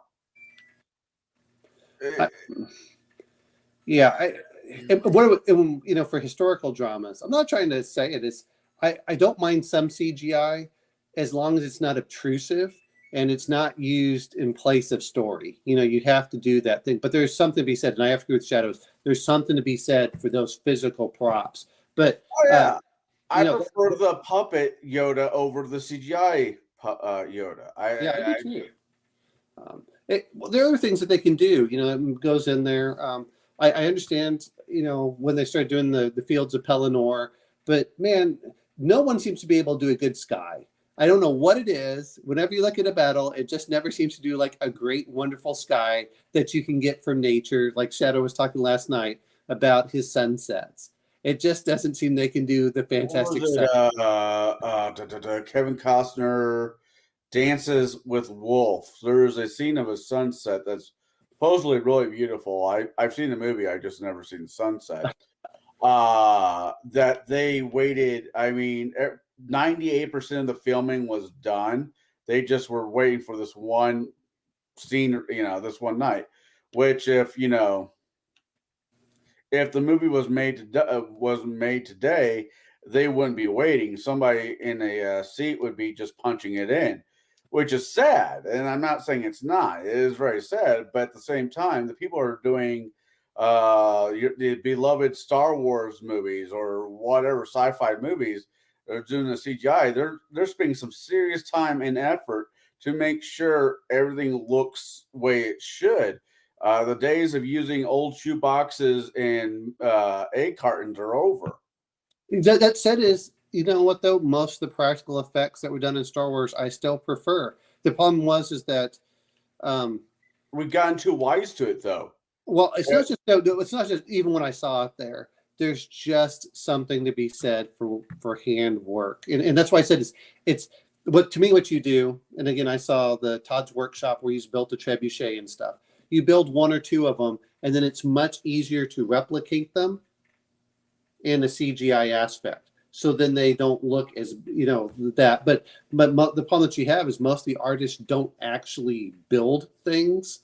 Right. For the CGI artists, so they don't. Something always seems off about it. Whereas if I get one, if I take a picture of one and then I copy it and I copy it, and then I copy it down the line, and I scale it accordingly, you can make these giant battle scenes. And that's what I'm saying is I think that you have to do both. That's the problem, is that they're trying to rely on one versus the other. Yeah, I'll give you that one. There should be, like everything else, there should be a good balance between the two mediums. Well, that's why I liked Farscape so much. It blended all three. Oh yeah, I as much as puppets kind of weirded me out, I really enjoyed that show. Yeah, it's, I don't like puppets. I don't like clowns. You know, I live in Illinois. Illinois. I don't know if it's the Illinoisan in me, but we don't do clowns very well. I think you did clowns way too well. John Wayne Gates. I know. What is our next movie? I forgot. Our next movie is Jack's pick, and hopefully he'll be here to talk about it, but it will be Blazing Saddle. Okay. Now I have to see where that one is. That one's on HBO Max. Okay, good. That makes it easy for me. I already looked. Well, and there will be the most political. Shadow, you're still muted. That movie, Blazing Saddles and Young Frankenstein, have to be on our list at some point. If we do a sci-fi one, Mel Brooks had so much talent and so much reverence for the older movies that we would be absolutely, remiss if we did not. Some of the other comedies, not so much, but those two, I think, stand out for this crowd as just absolute must watch movies. And Spaceballs, we have to, if we're gonna be talking about RPGs. Oh yeah, we're doing Sci-Fi Month, yeah. Yeah, but those, I mean, that was an aspect of him that I wasn't as fond of. I liked. I mean, even though Young Frankenstein was similar to Spaceballs in that it was a parody of another thing, Blazing Saddles was a parody of everything. You know what I mean? Every Western and anything else that he could squeeze into that movie, whereas some of his other comedies were good. I'm not going to say they weren't, but I don't think we need to do them, review them. I don't know. I think if it fits whatever theme, it's like whatever theme that we got going on, Maybe. So, some of them are palate cleansers because we really need a comedy after these three giant epics. Yeah. Blazing Saddles will be. Jackie's only seen one scene from it, and I'm not going to tell you which scene it was, but I had to show it to him so that he could get an idea of how different things were and how good and how much people could actually laugh at just about anything if it was actually funny without getting offended and their panties in a twist because they used a word. I'm sure you guys know what word I'm talking about. Not saying that it was right. It was just funny. Okay. And we're losing that ability to decide for ourselves what's funny. And this movie, well, decide for yourselves if you think it was funny or not. I think we'll all walk away better for having revisited it. And who's after him? Then it's me. Who's after Jackie's pick?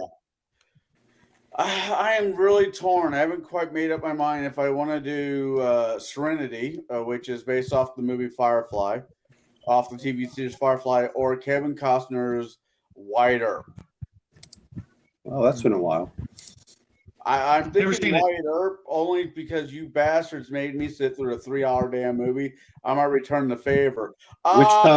Which time? Well, the reason I ask is because Jackie's only seen like 2 or 3 episodes of Firefly, and that would require watching the entire series before we watch the actual movie. So I'm gonna need some. That's the other thing. I don't actually have access. I thought I had access to the Firefly series easily enough. I don't, so that's why I'm thinking Kevin Costner.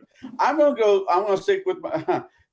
Forgive the pun, it being a Western and all, but I'm gonna stick to my guns and go with Kevin Costner's Wyatt Earp. Granted, Okay, that'll be easier for us. We can go back to Firefly and Serenity later. To be honest, it was so. To this day, there are very few things for me that are that high up on the list as the series and the movie for Firefly and Serenity. There's so few things that were absolutely as perfect as that that we could, sure, just watching the movie is cool. But I mean, that whole series was just It was a so travesty perfect. the It's way so- that it was tossed aside and Well, mismanaged. yeah. Fox, not It's Fox to this News, day. but Fox doesn't know how to fucking treat a TV series if it's well done. They'll keep a bullshit show on fucking forever. But my God, if the show actually has depth and understanding and all the great stuff, no, we Yeah, can't have that. it's almost as if they do it on purpose with I think their that they- track record. At that time, With their track whoever record of destroying good things, I have to think that there's some, actual intentions in there why they do such a thing, because I can't think of a TV show made in the last 20 years. I'm not sure exactly when Babylon 5 went off the air the first time. They can 99. actually compare. So I'm going to say the last 20 years and be safe, that I can't think of a single TV show that was as good as that when it comes to sci-fi or fantasy. I haven't seen Game of Thrones. Sci-fi and fantasy. I was going to say fantasy. I say Game of Thrones. Up until the last season. Right. at least the last 2 seasons. Watch Last Game two of Thrones, and after season 5, just stop. You'll be better. Yes, Yeah. I can't do that. If I know it's going to bomb at the end, I'm not going to put myself, set myself up for that and go just so I can get angry. If I never watch it. I didn't know it was going to bomb at the end. I mean, Right. They Even phoned some it. people. Yeah, go ahead. Sorry. Go ahead, Owen. No. Just for Game of Thrones, they phoned it in for season 7 and 8, and HBO offered them as much money as they wanted. Told them they would hire more writers. I mean, they did everything to keep that thing going, and the writers decided that they want to do Star Wars instead. And you know how many Star Wars movies they've made? 0. This is if you're going to go through it, you have to go through it right. And it's not even the end. It's the way that they just you could tell they just got lazy. They got bored of it. They didn't want to write anymore. And instead of bringing in new writers to do it, they held everything on their chest for that. Now, I'm hearing, I haven't watched it, is the new House of the Dragons supposed to be very good. it's good. Yeah. Well, here's the thing when it comes to a TV series, especially if it's a long-lived TV series, let's say like Supernatural or other series out there that are kind of worth watching. They're going to have 1 or 2 seasons are just going to suck. It's just the natural. It's not. It just happens. But the way that they filmed it in, as you put it, for Game of Thrones, that was an insult to everybody who watched it and an insult to the people who've read the books.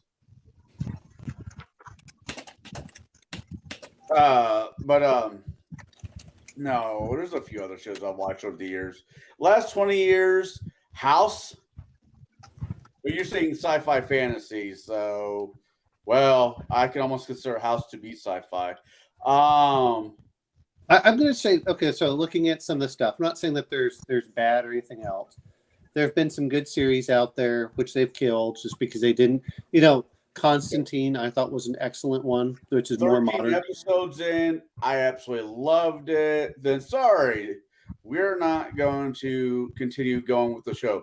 It because of Christian America. No, the real reason that it failed is that NBC just wasn't interested in doing it. And to be fair, I have to look at my friend. She's like, because she loves Supernatural, she's like, oh, it just wasn't that much. And yeah, Buffy the Vampire Slayer, which is not one of my big things. Women love that one, or Xena. I was like, what the hell? Anyway, it depends on how much they cost to make it. But the fact that they let that one go, The Expanse I thought was very good. The Expanse did a very good job. Grimm was good for what it was. Grimm was good. Grimm was, but I'm saying, but if we're looking at sci-fi, The Expanse is probably one of the better sci-fi things out there. But it did have a couple of. You guys weak just listed seasons. off like 15 things I've never even heard of. Okay, Um, well, The Expanse you can watch on Amazon Prime. If you want sci-fi, that's probably the most recent sci-fi you can get, which is really good. I think you'd like Grimm. I think you'd like Grimm. Grimm is okay. It's kind of tongue in cheek. You know, it's an episodic. It's not a. It is very family friendly. It's family It's got friendly. Jack. You gotta keep in mind, it's got Jack. You guys gotta realize though that the movie of the week is the only time I'm sitting in front of my TV. Oh, I never know. mind. Well, no. I'm just saying Yeah, that I literally don't do that. I have so much other stuff to do. Other than the last 2 weeks where I was playing Knights of the Old Republic, because that's one of the best video games of all time, and I finally got to play it again. When I'm done with it, it'll be back to doing other stuff that's not in front of a screen. I might have a screen on, like this one, where I'm listening to, all our friends, regular videos. I just don't do it. but Never you're been- saying that there isn't anything out there. We're mentioning stuff that is pretty good for certain ones out there. I don't really mind the nevers that much, but to me it was so. I like the idea. Carnival Row is another one. Yeah, that the one's idea- fun. But as far as excellent series, The Expanse is an excellent series to watch. I think that it's what is it? It's the season before. I can't remember if it's season 5 or something. A little Any of weird. you guys watch Eureka? It was a sci-fi channel show. Yeah, I watched it. That was a really well done sci-fi. There you go, sci-fi. It was okay. It wasn't horrible, and I did watch it. But it was so long ago when, before certain things were starting to rear their ugly heads, and when the Sci-Fi Channel was actually, kind of a cool thing. From what I hear, that it turned into a lot of garbage, and I haven't. Well, I- and again, like Bo says, some of them for low budget TV, but we're just trying to mention that, when sometimes you say, well, there isn't anything good out there. There are some good things, but to be fair on this, you have to wait until the end to determine if it's worth it. And, just like Firefly, I'm glad they brought out the movie Serenity, but that was a real heartbreaker. And whoever was in charge of Fox at the time for programming killed dozens of well-made, enjoyable shows. Yeah. That was the whole thing for it. And sometimes, I hate saying, as sci-fi and fantasy, we remember the great shows, but we forget on just how many bad, schlocky shows there are out there that are a guilty pleasure. Let's not forget Xena. Right, but it Hercules. sucks because the people in charge of making those decisions invariably hate everything that people like us like. I don't. You know I what don't, I mean? I don't even say that. Well, nowadays I would agree, but in the early 2000s, I'm not so sure it was that. But the problem that you have is, what was the other one? Talking about a comedy series. What was that one called with Leslie Nielsen? Naked Guns. Well, it was that. Well, you're thinking, yeah, but there was a TV series which they literally said that there were too many jokes in there for the average person to enjoy. That's why they canceled it. Yeah, well, Fringe was okay for the first couple of seasons, and then after a while, Police Squad. That was it. Police Squad had so many jokes. Yeah. What was the other one? What was the other one before that? He was talking about Fringe with Bo Pinksman. He's talking about Fringe. Fringe was Fringe okay. Friends. I like I thought Friends. you said Friends, and I'm like, No. Friends? What? No, Friends is okay. I watched all of that. I will go back and watch when Netflix, Friends. before Netflix went the way of the pedos and actually had some good stuff on it. I won't watch Netflix anymore. They used to actually have a lot of good stuff, and I caught up on a lot of good stuff thanks to it. And I looked about 6 months ago, and I literally couldn't find anything that I actually wanted to watch that used to be on it. Things like Red Dwarf and Archer. There was a lot of good stuff that I watched regularly, and it's just nope, not here.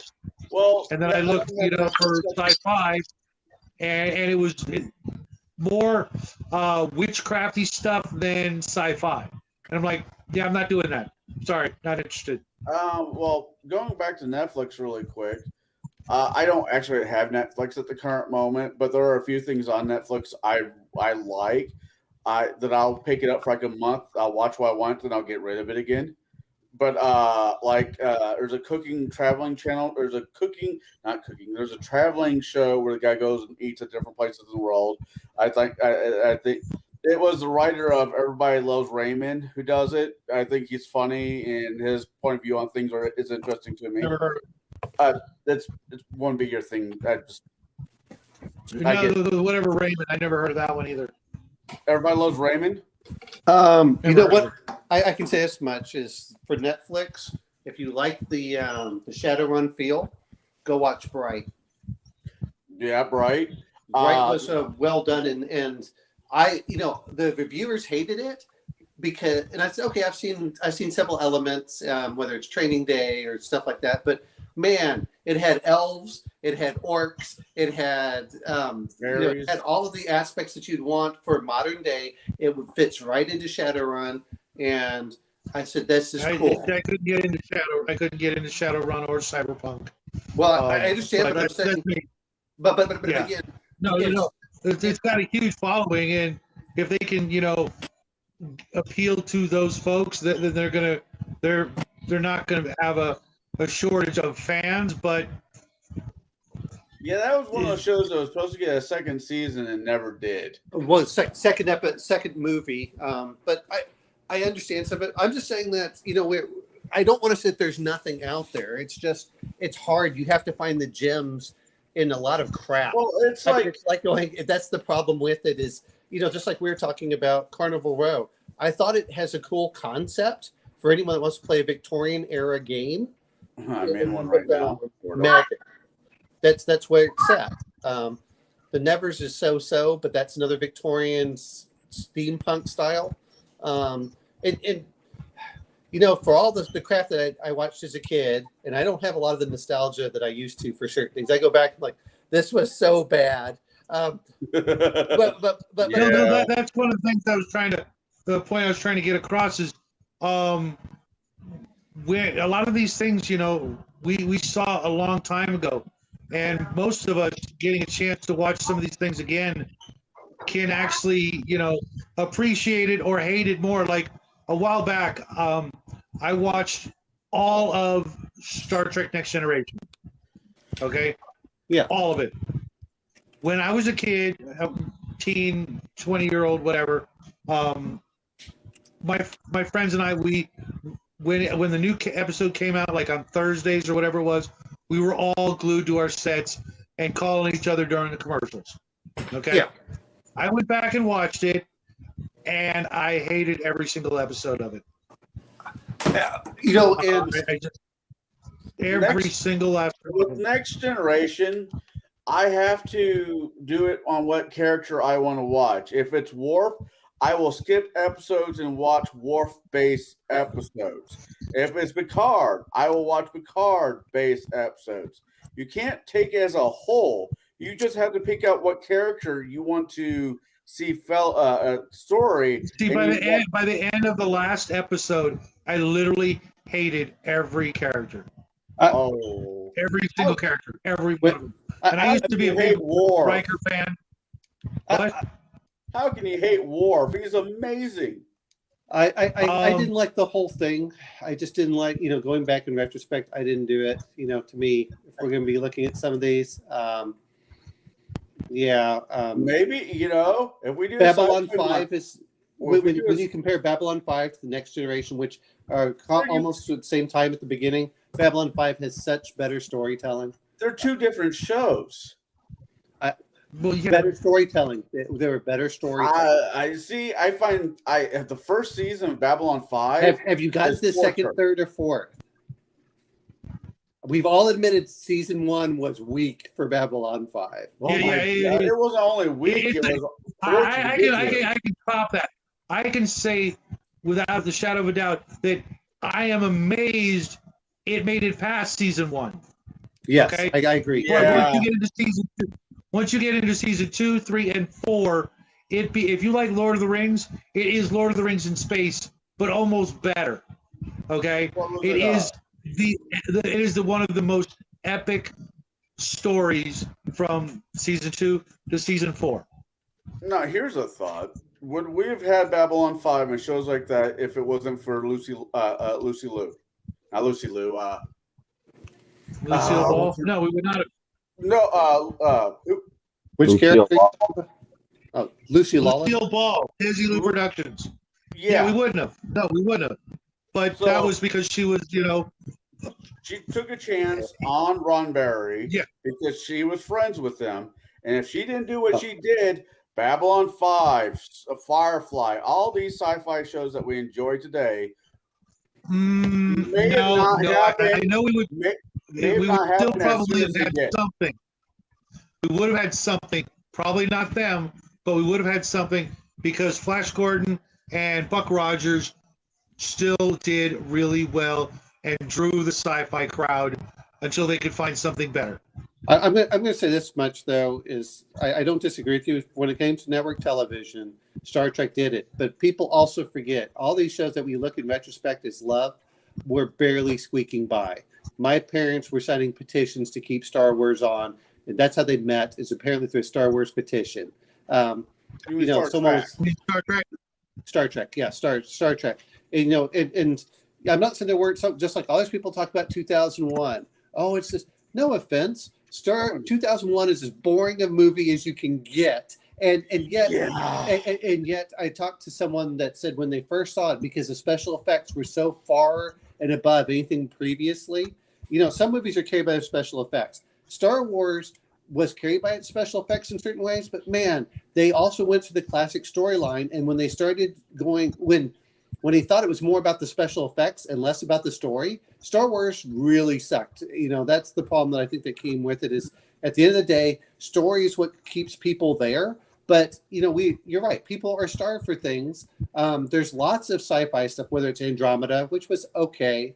I know some people hate Farscape and some don't. I mean, we all have different opinions for this. Me and Max have gone round and round when it comes to Farscape, and I will continuously defend it because it was a great show.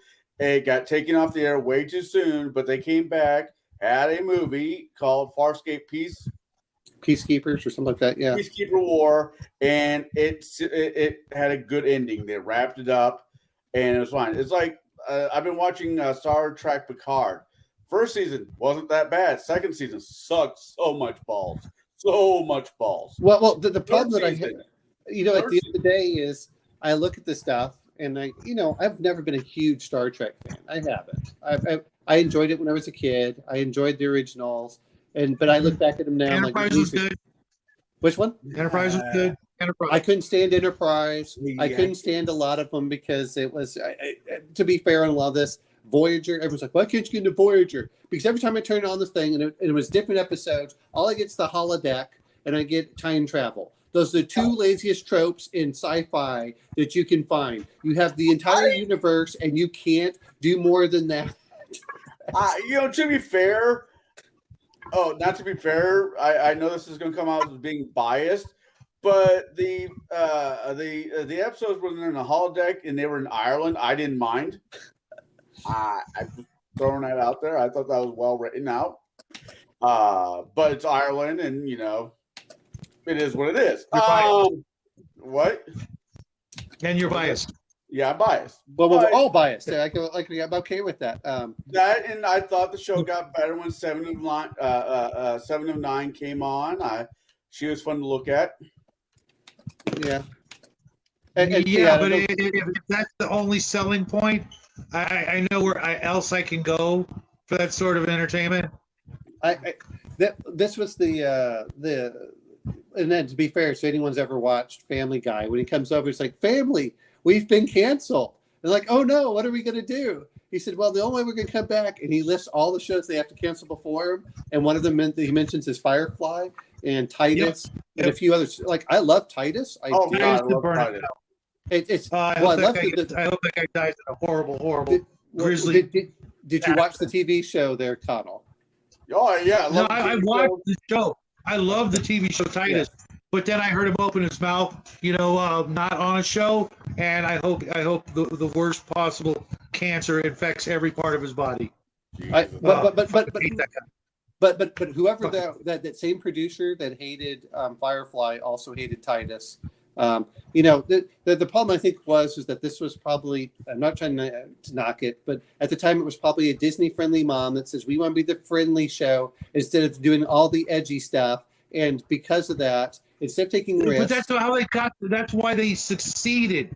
That's why Fox became one of the bigger channels and blew away for ABC, CBS, and NBC because they were actually showing stuff that people wanted to watch. I don't know if it was a national secret or anything. Not national secret. I don't know if it was a huge secret, but Roddenberry was a huge atheist, and absolutely huge atheist. And the closest thing he ever got to God on Star Trek was Next Generation's Q. But no, I mean, look, when we talk about Roddenberry or not, the whole thing that I was looking at is if you go to Babylon 5, there's a deep philosophical meaning for some of that. The problem I think that was starting to come into it was, I'm not trying, as we've completely gone off of El Cid at this point. But, that ship sailed. Yeah, Mark probably checked out a long time ago. But I mean, the whole thing for some of this was the 90s had some really innovative and new things in there. That's what gets me back, and where they were willing to take risks.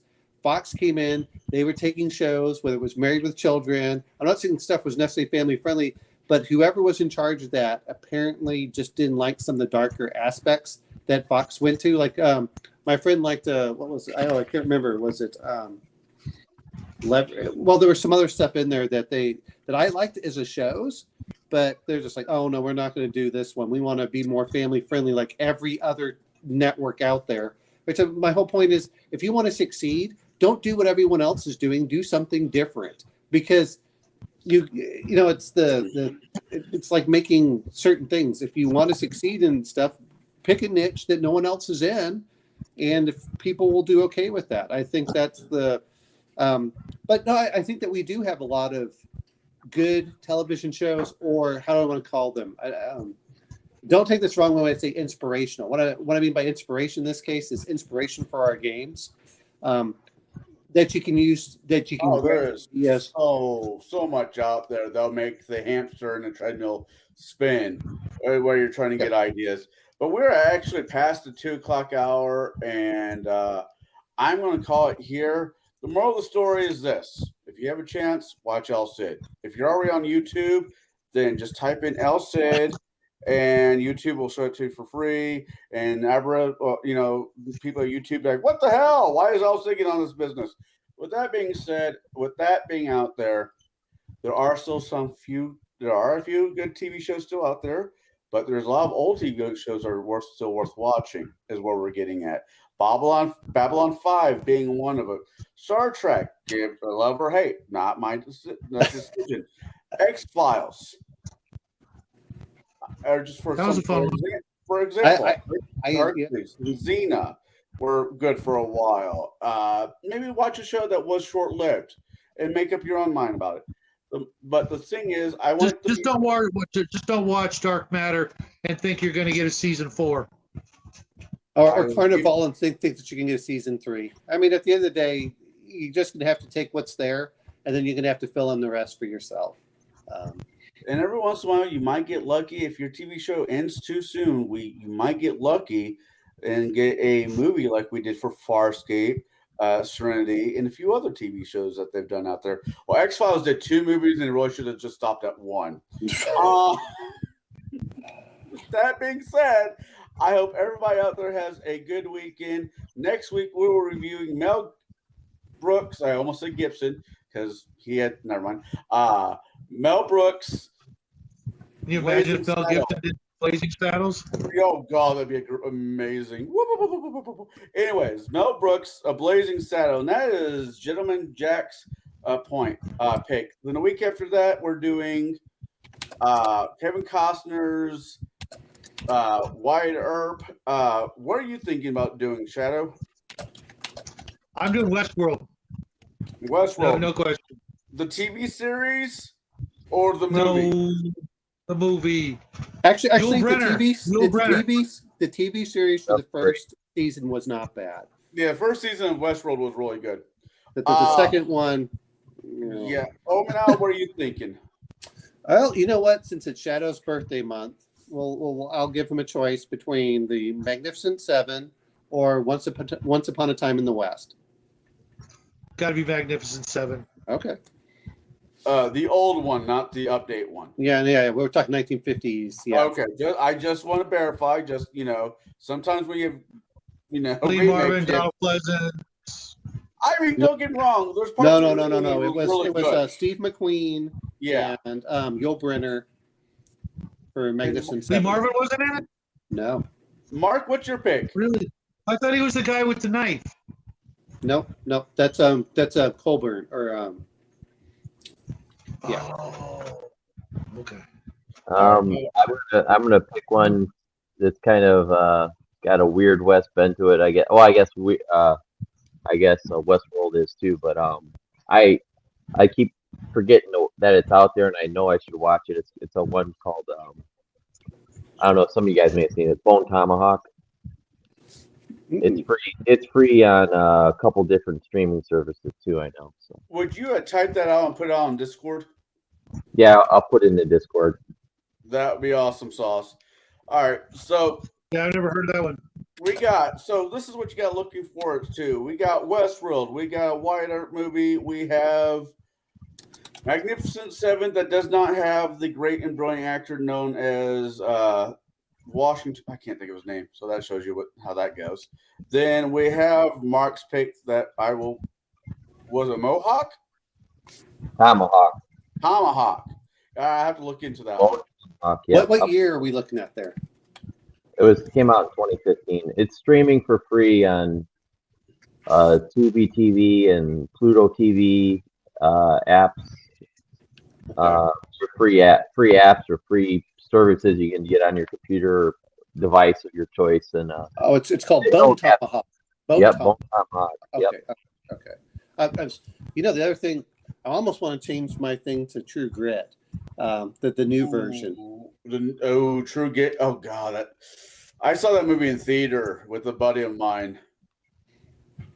Yeah, I mean, I've seen both With, versions. I actually like the newer version better than the old. But that's something.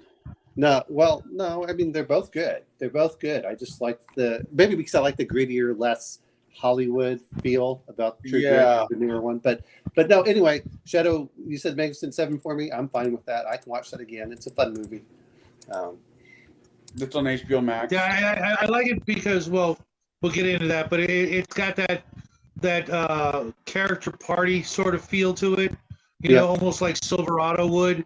And I'm thinking about doing Silverado's. I'm thinking about doing an online Western campaign, possibly Boot Hill. And if I don't use Boot Hill, the game, I'll still use the modules because I've got all 5 adventures, and nobody's ever done that, and almost nobody's ever played them all. They might have played 1 or 2, but I don't know a single person that can even name, all 5 of them, and chances are no one's going to go out and buy them, so I'm not worried about, someone like knowing what's going to happen. I might know somebody that can name all 5 of them, but he doesn't play anymore, so. I'll be honest, I have never seen Boot Hill being sold as a kid. That's one of the reasons I never got it. I heard them talk about it, but the other thing I'd like to do at some point is part of me wants to buy Weird Lands or whatever the one is that uses the DCC, except that it's like 800 pages thick. Yeah, I've got the PDF. Is it Weird Frontiers? Yeah, that one. Yeah, I've got that on PDF. That looked kind of cool. Yeah. Because that almost reminds me of, which we completely went off the side, because that reminds me of Cthulhu meets the Old West. And I was like, oh, that sounds cool, which I guess is similar to Deadlands. But DCC doesn't. I actually think I found a name for this show. We've been doing this for almost a year now, if not a year. I think I'm just going to name the show The Rambler. No. The Rambler. We start with a topic, We start with one, then we just ramble on about everything else. So the Ramblers. Ramblers. So with that being said, I hope everybody had a good evening. Happy birthday, Shadow, because he yet to tell me what actual day it is. So I'm just going to keep telling him happy birthday every time I see him on YouTube. Oh, no, every time I'm on panel. And so happy birthday. And may your son give you multiple birthday cakes this month. And everybody else out there, have a good weekend. See you next Sunday. And we'll be talking about Blazing Saddles with a 15-year-old. Oh, this should be fun. At least he's not Irish. Anyways, I'll talk to you. Technically, he's a little Irish. It's a line from the movie. It's a quote from a movie, Shadow. Well, all right. Everybody take it easy. And talk to y'all later. God bless. Bye bye. Later. Oh, and March is